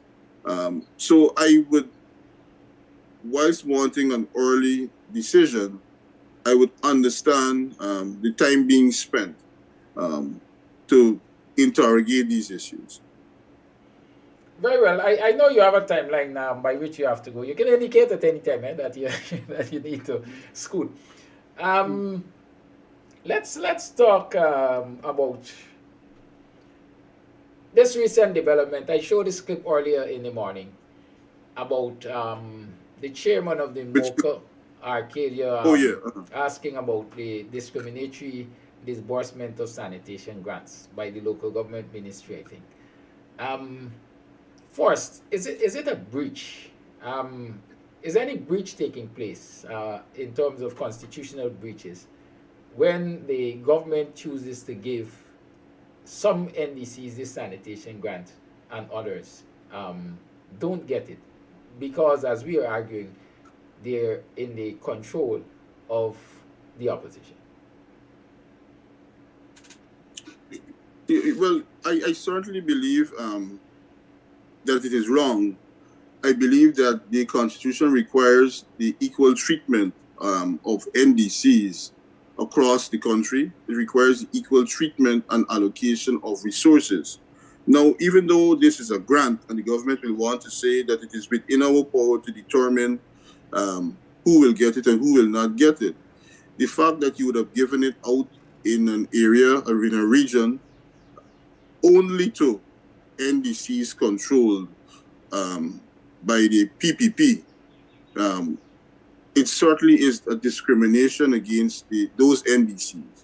You know, Kadaki, one of the issues that we have to confront is this discrimination and this marginalization of our supporters and the inequities being perpetrated by the PPP. The NDCs across the country, especially controlled by us, are legal bodies, and they have the right to prosecute cases in the court. They have the right to examine these issues and have the court make determinations of them. You know, the PPP would be comfortable to do simply what Ali would have done there. Come out there, seek to avoid the issue, speak loud, shout, carry on, make a clown of yourself. But at the end of the day, he would have escaped being responsible, escaped providing an answer, and he believes that he did well, you know. I saw people in the video laughing and clapping, but they're laughing and clapping at their own discrimination. They're laughing and clapping in relation to a government that is deliberately marginalizing them. This is not, this gone past politics. This gone past these little funny statements that Ali wants to make around the country. This deals directly with your life and your future and your children and where you live. Very well. And so since there seems to be a basis on which somebody can go to court on this matter, who can go to court? And can the NDC itself challenge the decision of the government? Of course, the NDC could challenge decision. The NDC is a legal body. The NDC is the body who will be saying that we did not receive a fair and equitable access to the resources. They could hire a lawyer and do it. I was told that any local government agency moving to the courts must get clearance from the local government ministry itself. Is that accurate? I don't know about that. And even if that is in fact so, do you see Dharam Lal granting permission for that? No, well, that is why I'm asking, because therefore, even if that is so in some obscure piece of legislation that I don't know, a member of the NDC, the chairman of the NDC, he's empowered as a representative of the community, living in the community, in his own right to do so. Can a member of the NDC do it? I mean, yes, a resident. Let me clarify. Can a resident in the neighborhood go to court on it? Yes, a resident would have standing to do it, but I would certainly believe that it will be better for a member of the chairman or member of the NDC to do it. That is my off the cuff consideration of the issue. I ask because I know for a fact Buxton. Well, let me don't even go there. Let me don't even go there. All right. I think I've asked about all the issues I can remember. Is there anything I missed that you would want to share with us before taking your leave, sir? Yes, we didn't touch the fact that we have filed appeals in the Court of Appeal in relation to the decisions of the Chief Justice in relation to the appointment of Hicken. Those matters are coming up very shortly. We received notification from the Court of Appeal to fix applications for an early hearing. A date has not been fixed yet, but I anticipate very shortly, within 2 or 3 weeks, that those matters will be in the Court of Appeal heading towards a hearing. And I think in the same light, there were some challenges against 2 commissions, ERC and some other one, I think. Yes, both are coming up in the Court of Appeal at the same time. All right. Both in relation to Hickens and both in relation to the Police Service Commission. Very well. Thank you, Senior Counsel. I hope I didn't miss anything. And viewers, I hope you've been satisfied with the answers presented and the questions asked. It is now 8:04. I know Senior Counsel has an appointment in court, so I will ask him if he has any closing remarks to make, and you're free to take a leave thereof. Thank you very much, Kadaki. Once again, I just want to thank you for the opportunity to communicate what is happening in the courts, what is happening in the country from the legal point of view, and the fact that the APNU FC coalition, from a legal point of view, is defending the rights, trying to holding the unlawful, discriminatory government, and taking them to task during the court matters which are before the court. We are facing a very discriminatory government, and I ask the people of this country not to think about things in terms of race, not to buy in to the propaganda that this country is better off under the PPP. It is not. The programs are discriminatory. You can't have a better life under this government. So, Kadaki, with those few words, I would take my leave. And whenever you're ready to have me again on your show, just let me know. Very well, thank you and have a pleasant day. Wish you success. In theater, we say break a leg. Thank you very much. Have a good day, sir. You too. Bye-bye. Bye.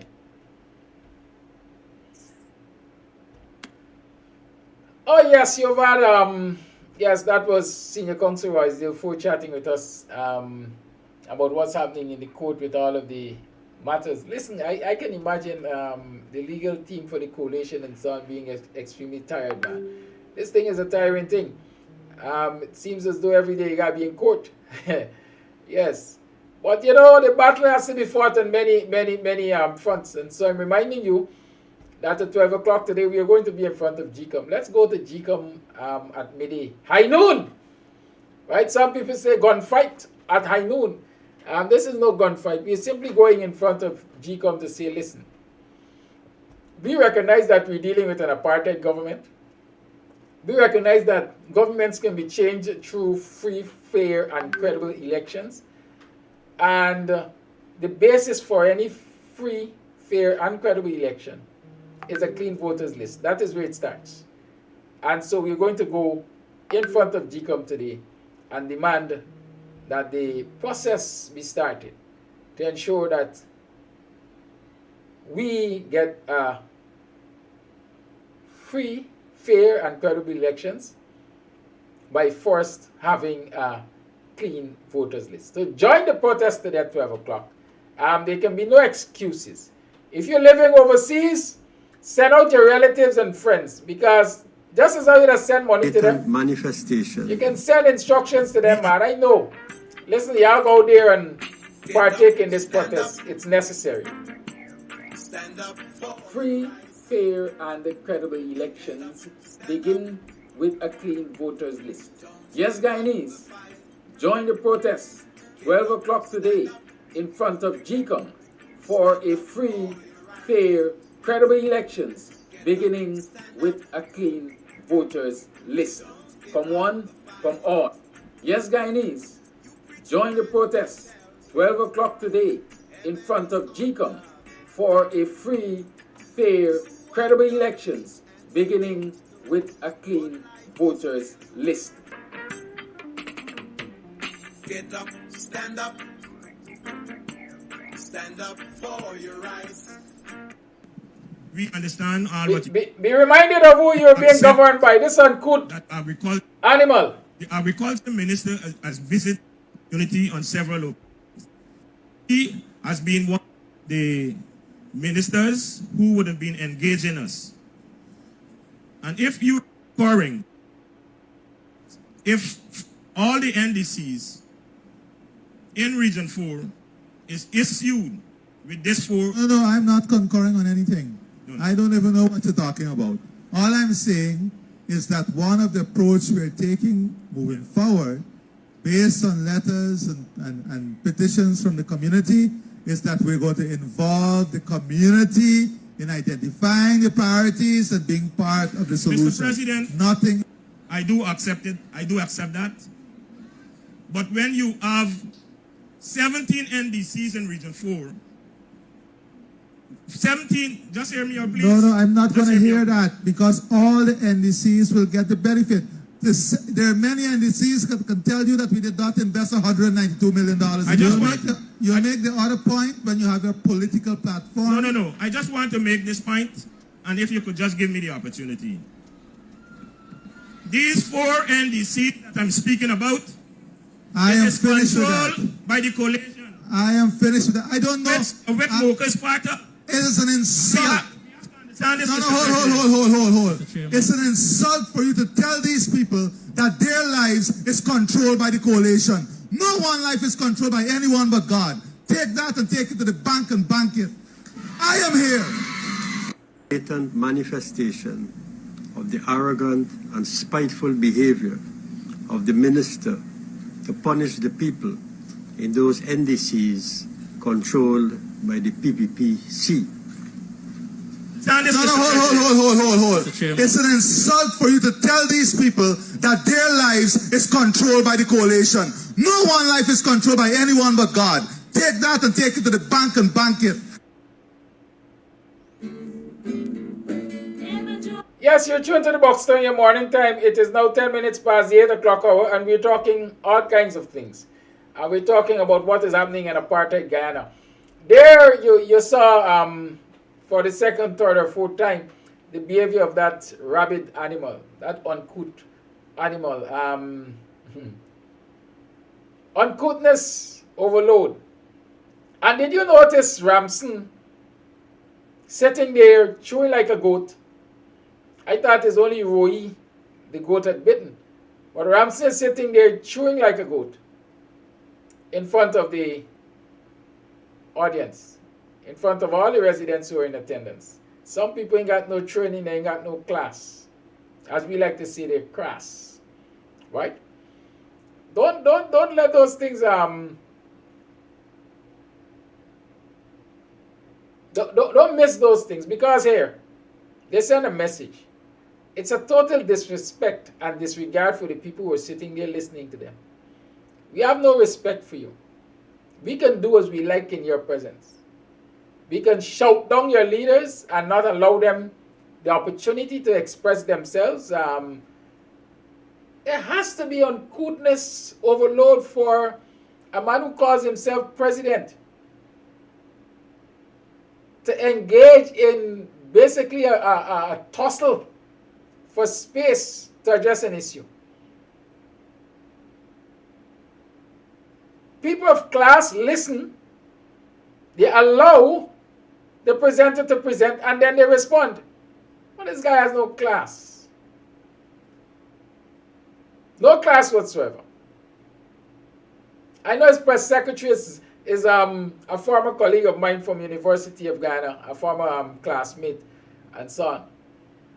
I wonder how she feels when, because I know her as a woman of stature, good grace. How does she feel when he behaves like that? Doesn't she give him a few pointers? My goodness. But most importantly, like I keep saying, the issue in this instance is not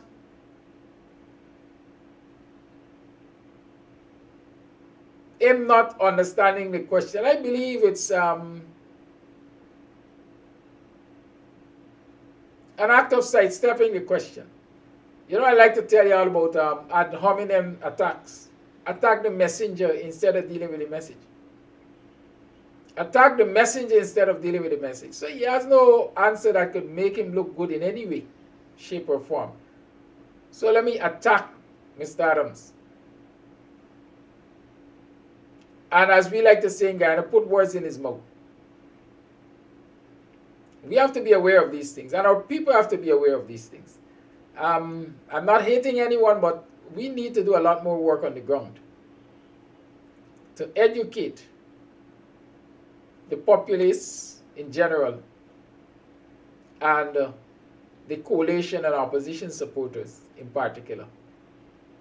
Yes, we are going to come to communities where a lot of the folks are simply happy for a cup of thin, warm soup. And so they will sing the praises of the PPP. And they will cheer and go on. But like Takumo Ogonse said last night, that's a sure sign of oppression, people being oppressed. They cheer their oppressors with the hope of what? Being granted grace, if I can call it that. Let us not fall into that trap. And as Senior Counsel said this morning, there's a possibility that a resident of any community, any neighborhood, can move to the courts to challenge this discriminatory apartheid government on the discriminatory distribution of the nation's resources. Because understand this, when some NDCs get financial resources and others don't get, it means that the residents in those that get will be enjoying a better quality of life than those in the neighborhoods that don't get. And the Constitution guarantees us equal treatment. And so somebody can move to the courts on this issue. I was thinking I can do it on behalf of the Buxton Falls NDC, but then I remember Buxton Falls NDC did get the sanitation grant, except that the NDC did not control it. Dharamlas spent it for the NDC. PPP supporters collected the lights, etc., on behalf of the NDC. Good. But there are those NDCs like Mocha, for example, that didn't get at all. And so I'm encouraging a citizen to step forward and let's challenge that approach to governance in the courts. You know, some people might say it's a small matter, but making these challenges, going to the courts with these challenges, allows the court to set precedents, add to the jurisprudence of the country. In other words, moving forward, this is not expected to be an issue that we will have to deal with again, because once the court rules on it, then that shall be the basis of behavior from anyone who sits in the seat of the Minister of Local Government or whatever they call it. And so sometimes it's worth the fight, it's worth the harassment, it's worth the angst. And so I'm encouraging somebody from Mocha or one of the other NDCs that was discriminated against can very well step forward and let's feel a challenge against this kind of behavior in government. It's 70 minutes past the 8 o'clock hour. I know many of you are anxious to have your say, so let's open up the lines. Right? And as I open up the lines, when you call, you can tell me if you're coming and protest. Because I want to know who will be out there with me this good Tuesday morning, or Tuesday midday, because we're going to be out there for 12 o'clock today. Right? Come on now with your placards. If you don't have placards, there will be cardboards and markers and so on, so you can write your own placards. But the target is a new voters list before any elections. Keep that in mind. Caller Live, good morning. A pleasant morning, Professor Kadaki. Good morning, caller. Given the reality of the Coffee 250, evidence of a party, because the Guyana Reparations Committee has already established prima facie evidence of apartheid. Ramain Bagul Gita Apunjat apartheid in Guyana. Is it possible for us to have a forum to discuss the human rights of the African Guyanese under the decade of the people of African descent? Amerindians get 4 billion and they may build Guyana. Well, I'm sure it is possible, and since Coffee 250 hosted that apartheid forum, why not approach them to host this one you're suggesting? Or a party G, perhaps? Alright, I'll tell that you're very interested in promoting it, so we can get some kind of tap up for the brethren. It can't happen just at all. Thank you, caller. You're live. Enough respect, have a good day. Have a good day. Yes, the lines remain open. 6225933 is the number to call. Call live, good morning. Good morning, Mr. Kadaki. Did you say speak? Yes, caller.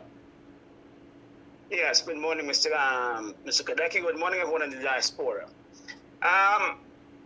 It was good to hear from counsel, senior counsel, Mr. ROYSDALE FORDE.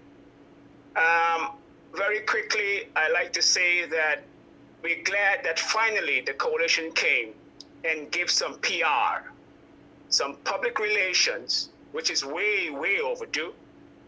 The most recent case, which is in the courts, we had no idea that it's been appealed. This order dealing with this appeals on the Order 60 issue stemming from Roxanne George's case, we had no idea. It appears that it was in court over a year now. So we are glad that they're catching up on the accountability aspect and the transparency aspect. Okay, so that's a good first step. Mr. ROYSDALE FORDE, if you listen to this, there are two issues that I want to speak to very quickly on the issue of disenfranchisement. Disenfranchisement, and we've been hitting this repeatedly on Buxton Morning Show, Mr. ROYSDALE, over a year now. We believe that Claudette Singh, as GCOM's chairperson, disenfranchised all of Guyanese voters. Let me synthesize it by saying this. Mr. Lowenfield was doing his functions according to ROPA Article 96, which says the CEO shall count and validate and calculate all valid votes and validate all votes. That is his constitutional mandate by Parliament. When he sought to do that, Claudette Singh and the PPP chairpersons took the position under duress to harass him, to hold him for insubordination and possible court action. When he said this, he said, look, I have to validate these votes. You've got over 4,000 overseas voters, over 200 or at least 100 plus dead persons from GRO. The police commissioner verified all of this. You've got 49 boxes of missing documents on the East Coast. So all of this leads to credibility on validation. Roxanne George said that every vote should be counted. In spite of knowing all of this, Mr. Ford, she said all of this must be counted. She knowingly forced him under duress of law to validate votes which she knew, which she as a chairperson knew firsthand, could not have been validated in the absence of statutory documents. She was the one who properly knew that 4,000 persons, because she was the one who asked Commissioner Leslie James and the immigration to investigate this. Yet she forced, after having this information as chairperson, she forced Lowenfield to validate votes which were unlawful. Right? So that gave the PPP an unfair enfranchisement. Mr. Lowenfield says potentially at least 80,000 to 200,000 votes cannot be lawfully verified. And he is the person in charge for that function. She says, never mind, that's your mandated function. You do as we tell you here, or you'll be held in subordination. So she had him on a duress, Mr. ROYSDALE FORDE. She had him on a duress of law. What does duress mean? Duress means to coerce, to influence, to cajole someone against the wishes of the law or their desire to. So she disenfranchised because she says, whatever you see on the paper, you vote, you validate it. So she basically said counterfeit could be made real. Counterfeit could be made valid. Unlawful could be made valid. So she gave an unfair advantage to the PPP by thousands of votes. So if I give an unfair advantage to the PPP, I logically have given an unfair disadvantage to the coalition. That's an unfair disenfranchisement of the coalition. Secondly, going to the Mucka region, to the Mucka issue. Mucka can go to court as private citizens. Yes, we know Mr. Rudolph Adams, the chairperson of the NDC of Mucka, has the right to go to court in his capacity. But the people also have the greatest right to go to court. Let me say how, Mr. Roysdale, and let me say how, citizens. Because the vote is a franchise. You register to vote, thereby you have a registered right. You have a constitutional interest. You have a vested interest. The votes don't belong to the NDC or GCOM. The vote belongs to each voter. So you have a constitutional interest, and to protect that interest, you have a right to go to court. And in NDC elections, it says that councillors are allocated between 12 to 30. That means that there must be consensus on how the proportionality. Councillors and NDCs are chosen through constitutional proportionality. So when you so the proportionality goes into the determination of how things are allocated in the NDCs. So how can you have proportionality as a law which governs allocations, yet you are disproportionately not allocating funds to APNU, AFC coalitions? On one hand, you're dealing with proportionality as the law for allocations, yet in practice, you are not allocating by proportionality. You are allocating by whimsical, capricious, random. You're not even, in most cases, you're not even giving at all. So we have a case where we can say disproportionality of allocated funds. And that is a violation of the Constitution, because the Constitution exercises proportionality in the allocation of funds. This boils down to disenfranchising the voters and the people of Mocha Arcadia. This is constitutional disenfranchisement. Once again, thank you for listening, and we do have that right. Thank you for calling. Lines remain open. 6225933 is the number to call. Let's explore going to court, man. Who has the temerity? Reach out to me and let's explore it. You know, sometimes we can't leave everything to the opposition and the opposition leader and so on. We as citizens have rights, and we have to explore those rights. Call A Live, good morning. Morning, Kadaki, and morning, Guyana. Great call from Coffee. Is it, I believe, the fact that although the information is out there that we are afraid to go to court?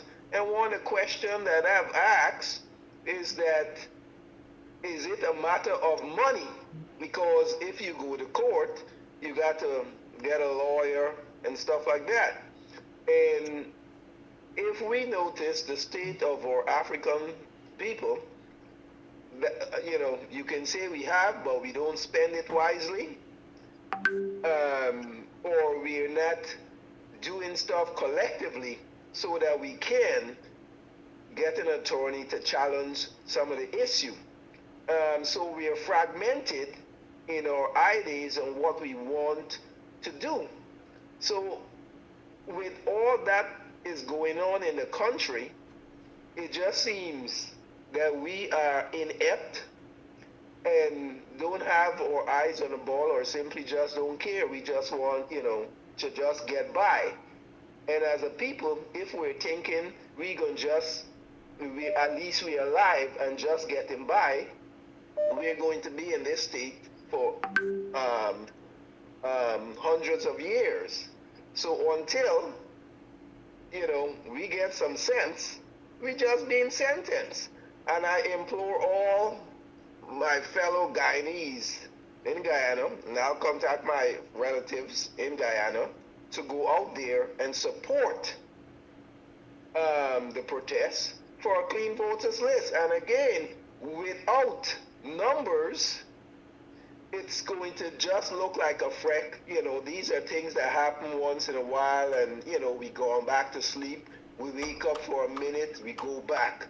So again, it's up to the Guyanese people to voice their concern.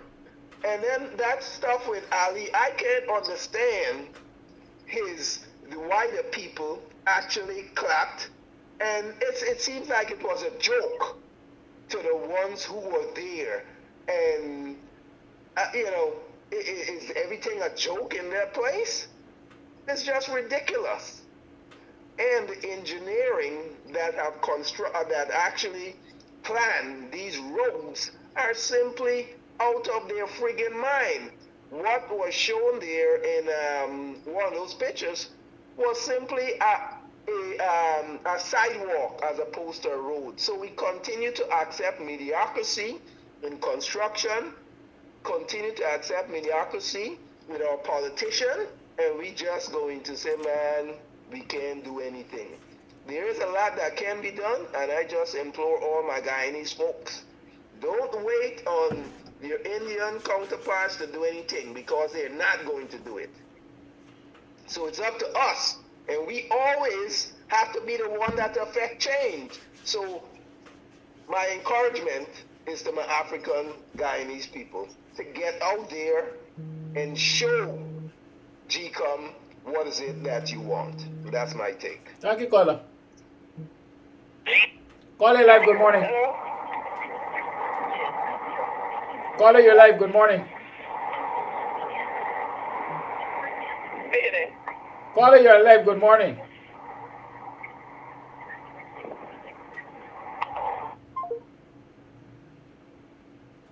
Voice note.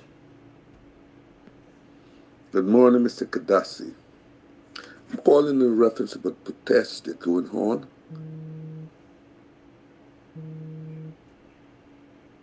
Call over the line.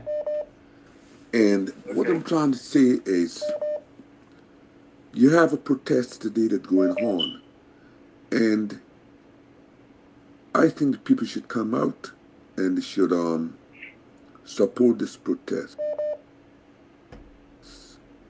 because this has a lot to do with the elections and everything. And if these people do not come out and support this protest, it is not going to get better in Guyana. Some people lay back and say, it is not my business, I don't want to get involved, or I don't want to do nothing. But the problem is, if they don't, the same people that do not want to go out, when they don't have anything to eat, or when they cannot know where the next rent will come from or what, some of the same people, the daughter, I'm sorry to say this, but the daughter or the son, some will have to sell themselves, and some will also have to go thief in order to support themselves. If we do not have come now and do something, the government and the people, some of them going to sit back on the PPP side, and they're going to watch and laugh at the black people and say, look, we better off than them. And I don't know what's going on, but all I know is they need to come out. Because they do not come out and fight the cause, I don't know where they are going to be. They might be in some, I don't even know, I can't even find word to say that. But all I'm saying is, they better come out. Because it's not all the time the people from overseas is going to help them, because you know what the people from overseas is going to say, like the family, well, they sit back there laying back and waiting for us to send things to help them. So if they don't want to go out, then they're going to stop. Call A Live. Thank you for holding. Yeah. Hi, good morning, Mr. Amsterdam. Good morning. And my heart bleeded when I saw that tape there with Ali at Moko. And it bleeds more when I see the reaction of the people and the chairman who was standing there putting the question, who allow Mr. Ali to control the discourse. Ali is there. He should have put a stop to Ali, just as the guy did there at Buxton. No, you have to listen to me. You're not here for people to listen. You're here to listen to the people and their problem. So you don't tell me to be quiet. You be quiet and listen to me. That should have been his response. I demand it. It's so sad to see now things are getting worse with us, with our community. These guys now are now showing us what they could do now. They're coming into our communities and they're controlling the narrative now. The PPP is on top of the game, and then they have us on the other side as one of your colleagues here from WPA. His name a bit hard to pronounce. He is perfectly correct with what he said. We get beaten to submission. So we are actually crying out for pity from the PPP. He was sit down there. You could imagine when Ali opened his mouth and the guy remained silent and they're laughing. Something similar that happened at Boston there when Ali was disrespectful to Mr. Hinds. They skinned their teeth. What's really going on with us? What's wrong with us? The other day, a couple of weeks ago, you were in an Indian neighborhood to show the police that they're going through with the road. They run inside. And in turn and tell you plain. The coalition guy back in there. Comparing to us. You went to Victoria. You went to Melanie. We blacks trying to explain about our plight that they're going through. Here they were, they're crying out for help. And then here they plea now. We know you're doing, we know that you're trying. But then shut up. If the PPP is trying, accept what you're going until they reach to your side to try. It's either one thing, they're either trying or you're suffering or they're ignoring you. One of the two. You can't get both at the same time. And this is what is happening consistently in our communities with the blacks. We're crying out that we're suffering, and then we coming with this talk, begging us to be pity. We don't want to be that frank and upfront like the Indian community. We have a problem. And the PPP now going to be exporting us big time. All you guys work now going to be looking stupid now. Because this is what the PPP now going to do in our neighborhoods, in our communities. They're going to go in here now and make you guys look like sentites. Have the same people them who you all are crying out that is going through hell with the PPP. Get them there to laugh at you guys, like what happened at Moko. And secondly, Mr. Amsterdam, what's your name? Claudia Singh, need to be addressed as this word disgraceful former judge. That's how she should be addressed. Not Claudia Singh anymore, or chairwoman. You must have that word, those words attached to the front. Disgraceful. That's how she should be addressed. That woman is a threat to civilization. And she's a danger to Guyana and its laws. You know, for a former judge, she is a disgrace, and she should be addressed in that form and manner. You know, that's my take, Mr. Amsterdam. Thank you. Thank you for calling. It's now 8 hours 30. Voice note. Good morning, Mr. Padaki. Good morning, everyone. Well. In all my life, I have never seen a thing like this. Someone who called himself a president addressing people like that. Never in all my life, all walks of life. Even children, you will tell them, or they will be taught, when someone is speaking, you give that person the chance to speak and then you respond. This man is so arrogant.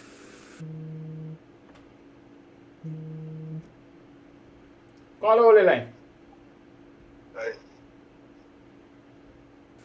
This man is so, you don't have words to express who he is. Oh my goodness, who is he? This man is calling himself a god? Is he God? The power flying into his head? This man behaving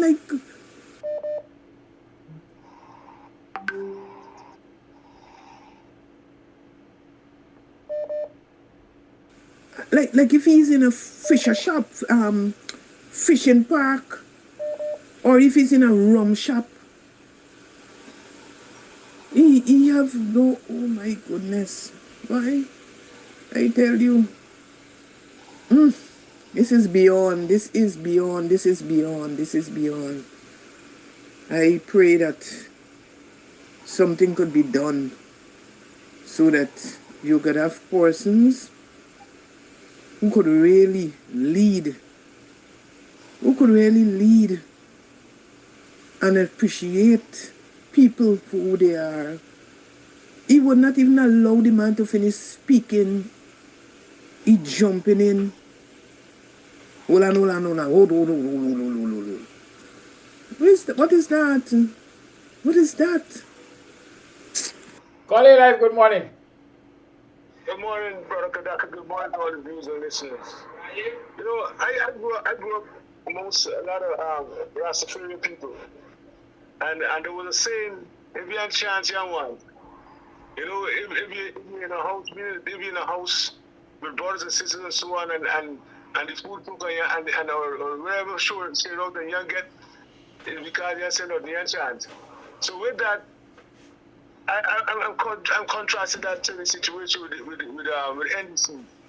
The NDCs need to get up and approach. I understand that they don't have the financial resources and the legal expertise, but we just heard that the senior counsel will say that the NDC have a right to prosecute against these matters. So with that, they're supposed to, they should give them encouragement that they could approach lawyers from pro bono. You know, I mean, lawyers, the coalition leading lawyers, there's lots of them. Approach them for pro bono or appeal on these platforms to get legal funding. You know, and approach the court. Once you get those things, get a good lawyer and approach the court. And not only approach the court to get their right share of the bargain, approach the court also for the government to show the process of how they give these monies out, and because they're the guardian of these monies, so they should show where these monies are. So the NDCs, finally the NDCs, to sum it up, I mean the NDCs they have to say to approach legal representation, pro bono, whatever. And then approach the courts. The NDC should do it alone. Don't wait to no RDC, because the RDC is controlled by mostly by the government, the central government. And we know it's like the Guyana tigers then to fight him. Thank you.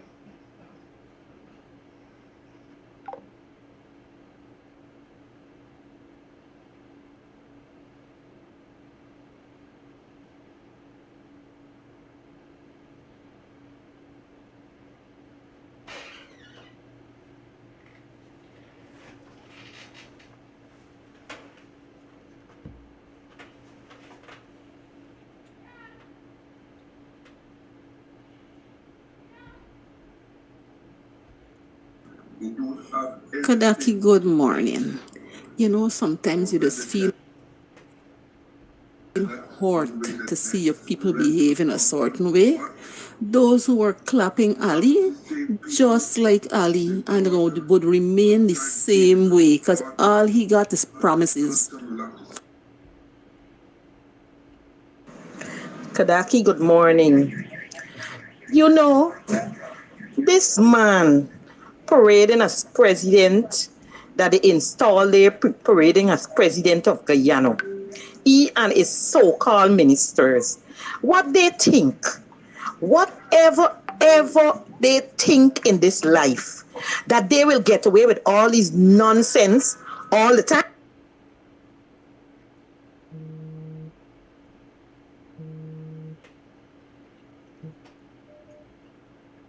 Call all the line. Okay. Oh no, let them start thinking different. He is a shameful man. Look at his attitude. Look at his actions. And hear the things that comes out of his mouth. Don't he sit back and listen to himself? He think he was looking good or he was making himself proud. He sound very, very, very limited upstairs with his actions at that meeting that day. And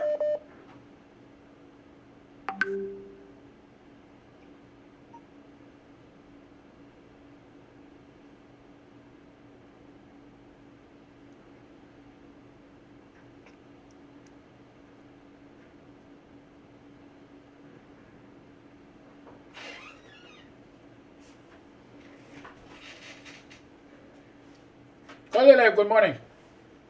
Good morning, Kadaki. Good morning, listeners. Ali, there is nothing that Ali says now and in the future. And if you look at the historical past, Ali has always been a Freedom House bulldog.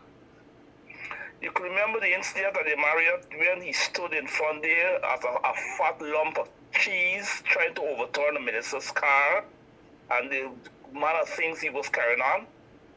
Why do you think Jack Dio made him the president, installed him as the president? Jack Dio is the person who put him before people who has more of a class. This guy is a street crapo. This is how he could be described. So what he has done yesterday or wherever it was is consistent with his character. He can't even put together a proper sentence. He went there purposefully to embarrass the leadership of the coalition that heads that organization for that black supporting group. He went there purposefully to do that. You see on his right who it was? The little Hishi boy. So when he said his nonsense, he stood up and he clapped. And those paid surrogates who had fun out of something that they shouldn't even listen to, they will understand what is really going on. Then it's too late. Ali cannot hold a press conference. That's why Jagdio takes all of these. He cannot. He's going to expose himself more of a senior graduate of IFLOC University. This guy is just a lump of poop.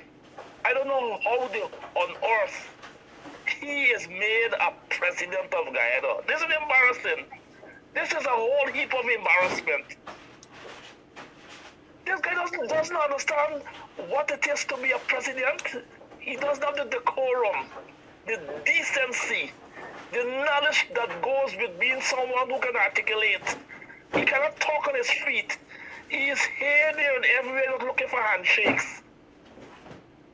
We always had a saying in Guyana that little children bicycle don't have brakes. This guy doesn't know how to behave.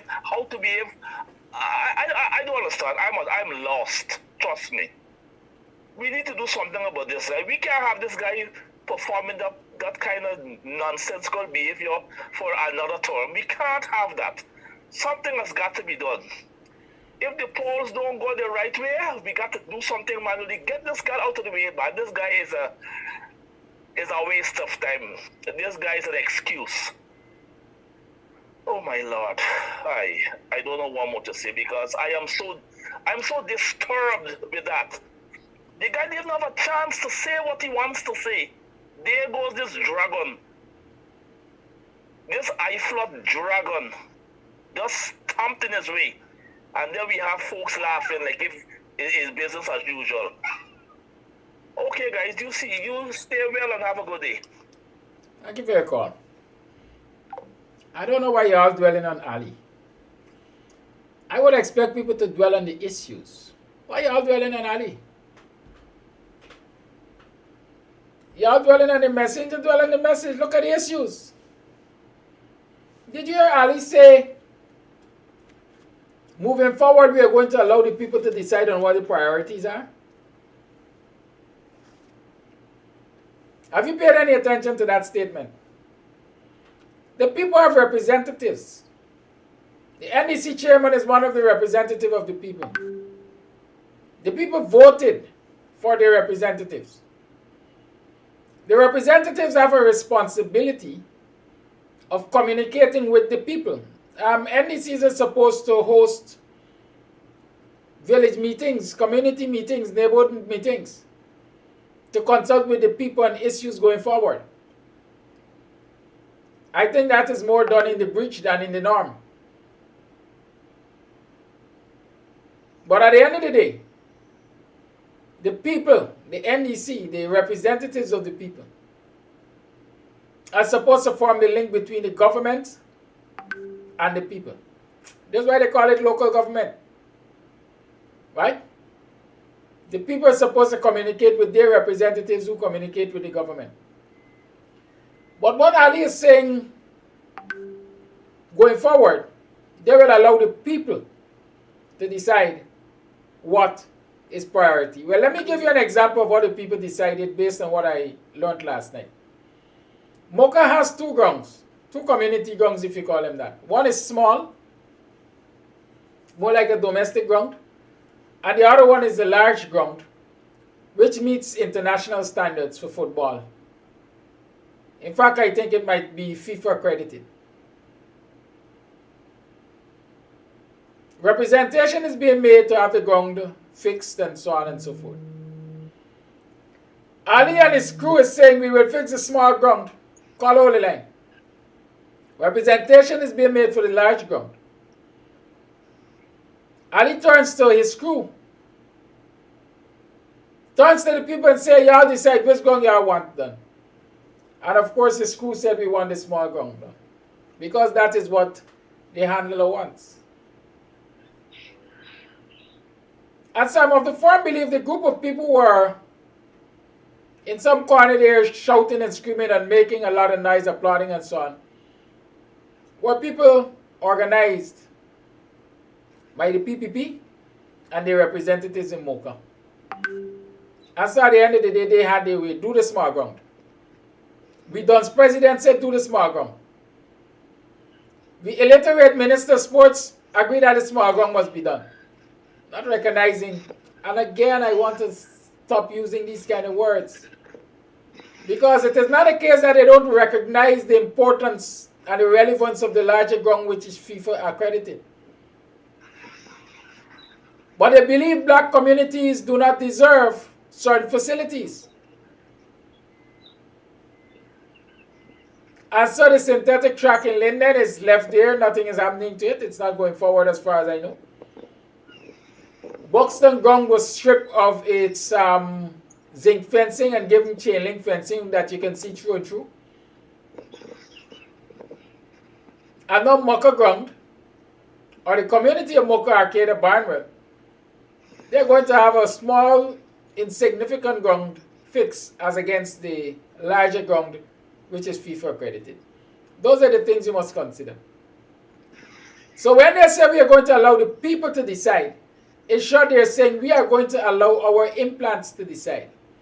The people we plant in your community, the people who are drinking thin but warm soup from our table,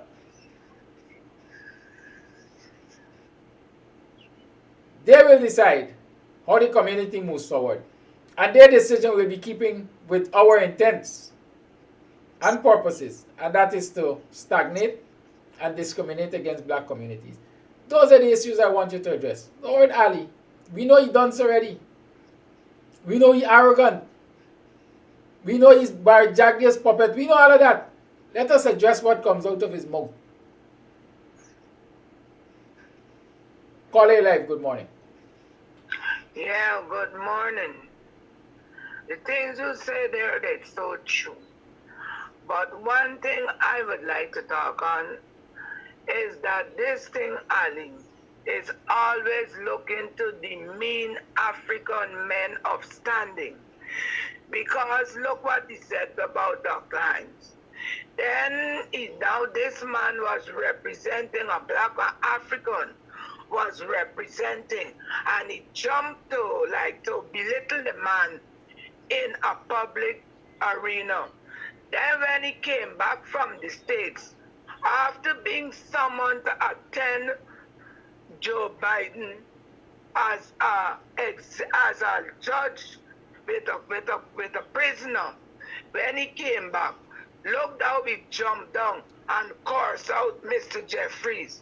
So he is on a rampage of trying to demean African people who he knows are in a better footing, a better holding than him.